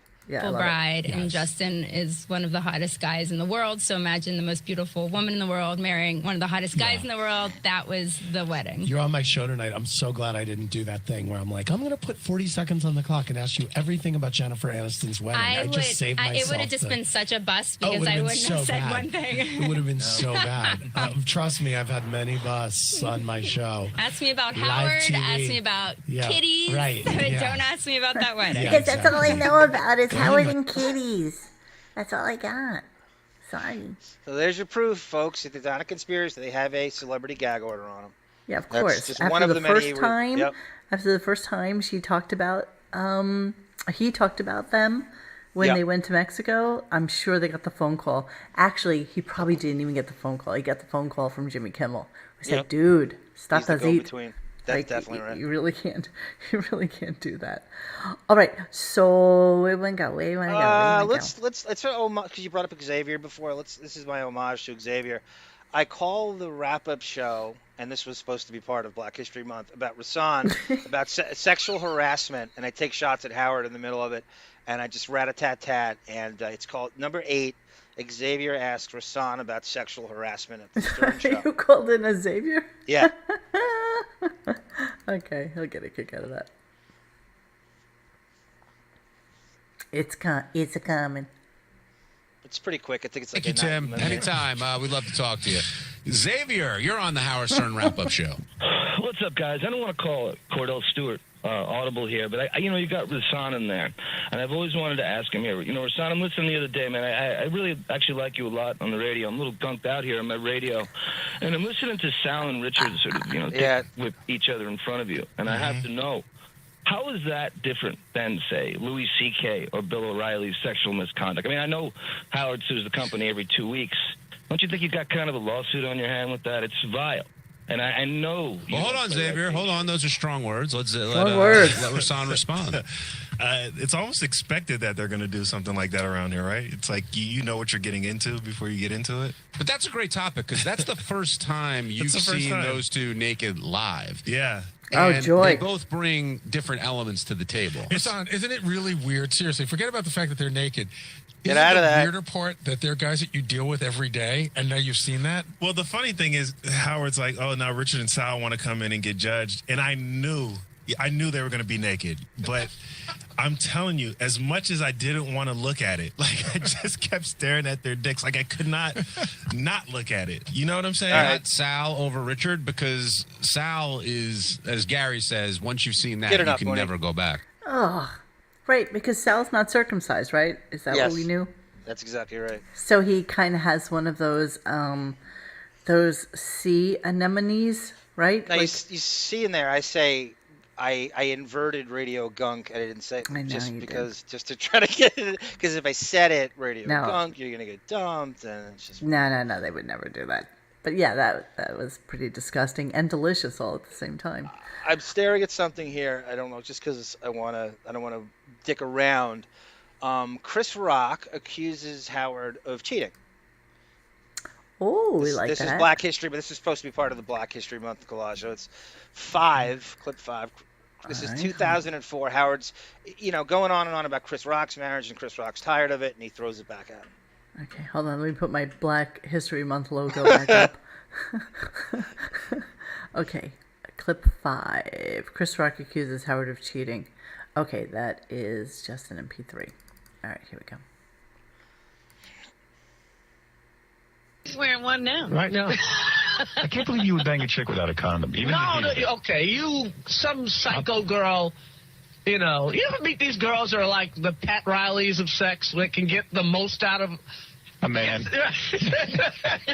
He gets accused of knocking someone up. Right. That you didn't even know you had. And meanwhile, you probably withdrew, but then she said, "Oh, you must have had a little accident." I don't think there was any of that. And you know. Did you withdraw? Plus, you know what else actually? Chris, did you withdraw? I did. You know what happened too? I don't even remember not having a condom, to tell you the truth. Right. But you don't know women can be that ruthless until you've been in that situation. Right.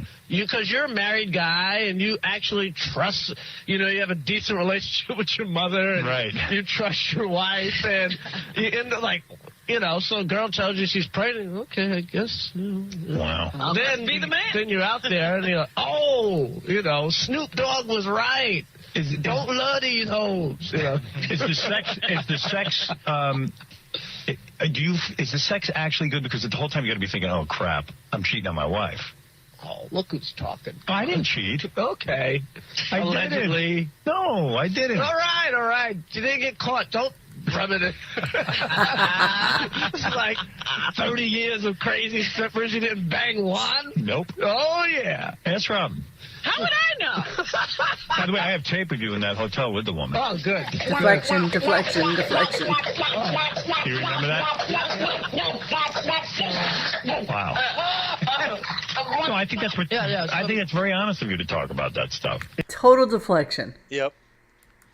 It's and Rock gets more and more. He pushed back as he comes on there. He becomes like the greatest guest because he comes in there just guns a-blazing. And that was his new attitude. I think that was the first time he really came in like, oh, hell no. Only certain people can do that with Howard, yes. though. It takes a very special skill to do that and get away with it. Seinfeld is another one. They can just do that. Staying on Black History Month. Let's stay with Black comedians. You got 15 minutes of my time at this moment because I'm starting to fade. This is a very underrated feud. So Artie just... What? On the show. This is 2010. I couldn't hear you. I'm sorry. You broke up for me. Artie, this is just after Artie's suicide. So this is like early 2010. Artie's fired from the show. And Jamie Foxx starts a feud with Howard. They're kind of going back and forth. So Jamie Foxx brings up the Artie stabbing. And Howard is completely rocked and rattled by it. And he takes all these shots, and they go back and forth. So initially, it's Jamie Foxx. This is 7.1. 7.1. COT 7.1. 7.1. 7.1. Pelican versus the Fox.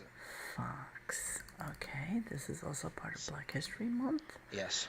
So please allow me to tell you something about Howard Stern. Understand this, bitch. It's time to straighten the motherfucking hair. You've had the same fucking hair since 1986 when niggas was riding in white IROCs. I'm gonna tell you right now, Howard Stern, you fucking with the wrong bitch, nigga. I don't play around. You and that stupid bitch, Robin, understand this? I'm running out of air, bitch. White IROCs. I'm gonna tell you, nobody listens to you, Howard Stern, except white boys with mullets. Understand? You used to be hot. Hey, baby. Hey, Howard, baby. Hey, Howard, baby. You used to be. And another thing, bitch, you got motherfuckers over there committing suicide and shit. Let's just think about what's going on right now. Who else is in there cackling like a hen? That's all I'm saying, because we treat I'm running out of air. Fox on radio. Yeah. We don't give a fuck at all. That's how we go. What Jamie is trying to say, basically, we like a fat bitch with AIDS. Ain't nothing you can do to me. Howard Stern, I'm happy that he's getting dangerous again, at least, because we haven't heard from him in a long time. He's been on heroin. Oh, no. The last time, we ain't heard from since the Bee Gees had a red carpet sale, man. Yeah, that's true. You can tell by the way I comb my hair. I'm a woman's man. I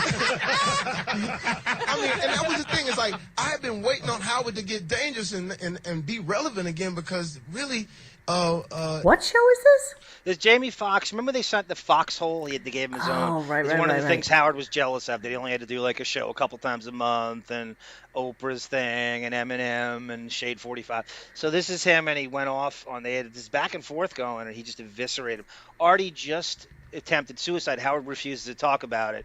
So Jamie Foxx is bringing attention to it, and that's the last thing Howard wants. Oh, I love it. He's not as hot as he used to be. Yeah. And that's just sincere. And so we want to get him. But his curling iron is. He's dealing with a lot of insecurities. He's dealing with a lot of insecurities. If his wife hugs a handsome dude, they fight that night at the house. Yeah. For obvious reasons. That's real talk. God damn. Maybe we are. He called us, Johnny Mac, he called us slave. Yeah, so you were the master. Well, I agree with Parsley. But everything he says, Robin and the Heron dude, what's the dude that was on Heron and Oh, my God. Artie Lang. What do you mean? Stick him up? Heron? Yeah. Wait a minute. The dude took a stab and stand up. And Wait a minute. What are you saying? The Wait a dude, minute. what's the dude's Hold on. name? Can I ask the question? Okay. What are you saying right now? You're saying that somebody tried to commit suicide? What's his name? Artie Lang. And I hope you're doing better. Wait a minute. What are you saying? All I'm saying is he took his shirt off and said, "This is a good place for a sticker." That's the drug addict, right? Yeah. He said he's going to take a stab at comedy and see how it works. That's all I mean. He's going to take a stab at comedy. He goes, "That's the drug guy." Like you and Shaq. brutal. That's the AIDS guy. And Howard's getting wind of this, and they're avoiding Artie. You know, they haven't brought him up in forever, and this, you know, and Howard won't. When Howard tries to address it, he won't either. Heron. Exactly. Oh, see, Tiger Lily, you're so right. Wow, these guys aren't funny either. We're lucky to have podcasts now. It's so true. So true. Yeah, making fun of suicide, always hilarious. Well, I think they did it as a passive-aggressive move towards Howard because Howard was giving them shit. So, yeah. All right, so your Monique is about to pass out. So we're going to have to... play Howard's retort to it and end it on that. Okay, that'd be awesome. All right, hold on. So we're still in Black History Month. I can leave that up. Okay, hang on. Pelican versus Fox Jamie, the second one? Yeah.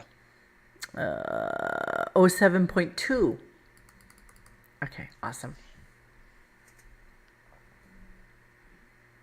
It's coming, I swear. Fred and a couple other people sent me tape of Jamie Foxx talking some shit about me. As I said, you know, Jamie's been on my show many times. I consider Jamie to be a talent. But Jamie seems to want to get into some kind of pissing contest Yeah, I with was like, me. what is this, wrestling? Yeah, it's sort of like a weird thing that could get into a really weird area. I know shit about Jamie that maybe won't be so I comfortable remember for this. him. Yeah, so he tries to And out there's him a as lot gay, of weird right? shit about That's Jamie, right. but here's the deal. I don't dislike Jamie. I Here's heard what this happened. live. You did? And we talked about pressure. And I was remembering at the time because there were a lot of rumors about Jamie Foxx being gay, and Howard just wouldn't back down on it. He's like, you know, because I know things about him. Oh, well, I'm sure you have it on the clip here. And there's a channel on here called the Foxhole, which is Jamie's channel, and he's got a crew, you know, like what we do with the show. And before Jamie showed up, the crew was ragging on me for saying that Gabrielle Sidibe isn't going to have a career and that she's fat. Oh, right. True. You know what? That's right. I got a shitload of stuff on Jamie, which isn't a lot of fun. And if he wants to start in with me, even the name Jamie Foxx, it's interesting you chose the name Jamie. I could get into the whole fucking deal. Oh, you got him. And the thing is that I don't dislike the guy. He's a very talented guy. I'm not taking that away from him. He seems to be into some bizarre thing where he wants to start in with me so that he can get some attention for his channel on the Foxhole, which is an interesting name, too. Right. About the hole. I wonder which hole they're referring to. How many holes are in Jamie? He's got an ass and he's got a mouth, and I don't know what he does with them. But here's the thing. I like Jamie. I'm not going to take it any further. I don't think his crew should have started. If we're all playing on the same team, don't start in with me. Yeah. And I'm not going to let it escalate. Jamie can say what he wants because no one's going to hear it anyway. Yeah, I was just wondering. I was like, Calling Miley Cyrus when she's 15 years old a white bitch. It's just it's Oh, distasteful because to you've me done anyway, nothing but, even remotely I give it a close to slide that. because we were on the same team. I considered us on the same team until his crew started trying to start in with me. And when you pull out the old house Negro thing. Yeah. I mean, where are we? How old are we? What year is it? Well, Can't that's you just think of racist. something new to say? I'm not going to open up the next can of worms. Jamie's got enough shit in his life to deal with. It ain't a bed of roses. Let's put it that way. All right, thank you. And be a man. Come in here and say it right to our faces. Come in here and tell Robin. Oh, always arguing with the tape. It's so delicious. Like you'd ever have him in. Ever. And Jamie's studio was probably right down the hallway. So yeah, sure, come in. Yeah. It took him, and the whole game. Do we need to even talk about Howard's sexuality at this point? That he goes to that, like Tiger Lily says, it's the gay is the biggest insult in the world. Mr. Pro-Gay and everything's gay, and the Wachowski brothers is the only guest he wants on at the Pelican Brief, and the worst thing you could be is gay, right? Yeah, that's. Well, you know what? Sexualizing the He was Olsen threatening twins. outing him. That's absolutely what that was. Yeah. And when you heard it at the time, you knew that as well. So I was just wondering, was there a Jamie Foxx retort to that or no? I don't remember. Is it coming at the? I don't think. It was really hard to get audio from that channel on that show, so I just had him. I don't know if he responds to it again. Probably not, or else we would have heard about it. Or Howard would have continued arguing with the text. Destroy him. In Absolutely, person, Jamie would destroy him. Absolutely. Any environment. Howard's not quick at the retort. All he knows how to say is "go fuck yourself" or "fuck you." With Benji writing for him. Yeah. All right, so I'm gonna cut it off at this moment because it's 11:21. The good and news I'm just is I have tired. enough where we can do 2 of these. Holy And shit! I so- literally have not gotten to like 25 clips. Yeah. So we will revisit this. I feel like Howard, where we're trying to put packages together, but the reality is that John has so much like amazing and wonderful kind of hidden gems in his archive of stuff. So it's well worth it to do another show on this. So yes, we will absolutely do another show on this. I was telling Mo on Heron. I was telling John that we definitely need to revisit Beth's Instagram now that she's cut off comments at the knees. So that'll be interesting to kind of talk about a little bit. I definitely want to talk about her Instagram Q&A with Howard about him being so mean and everything, and just kind of go back into that a little bit. All right, so Howard, I'm reading the comments. John, do you want to sing us out with something? This is, Tiger Lily was a waitress, and you knew that the Donna Summer song "She Works Hard for Her Money" was based on Tiger Lily's job and time as a waitress, getting sexually harassed and bringing home.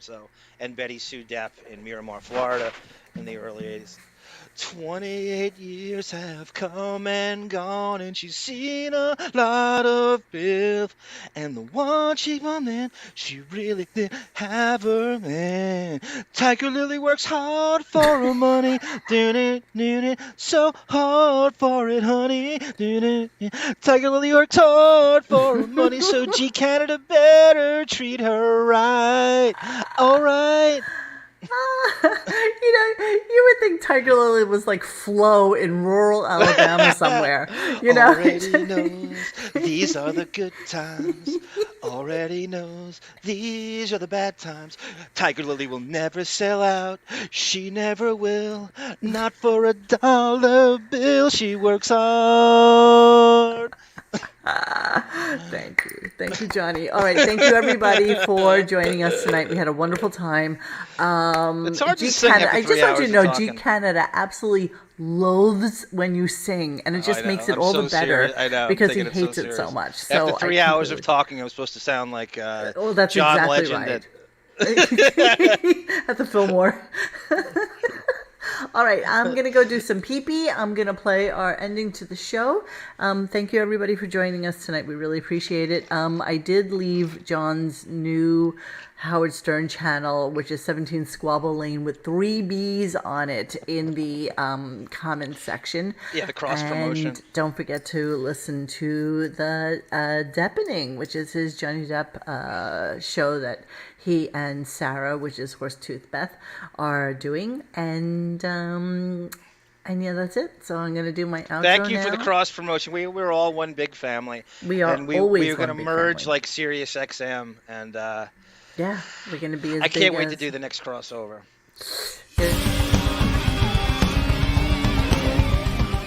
Thanks for hanging with us tonight. Please join us for any discussion at radiogunk.com in the forum section. Follow us on Instagram or Twitter at Radio Gunk. And don't forget to like this and subscribe to us and hit that little bell so that you know when we're going to have a new show. Thanks.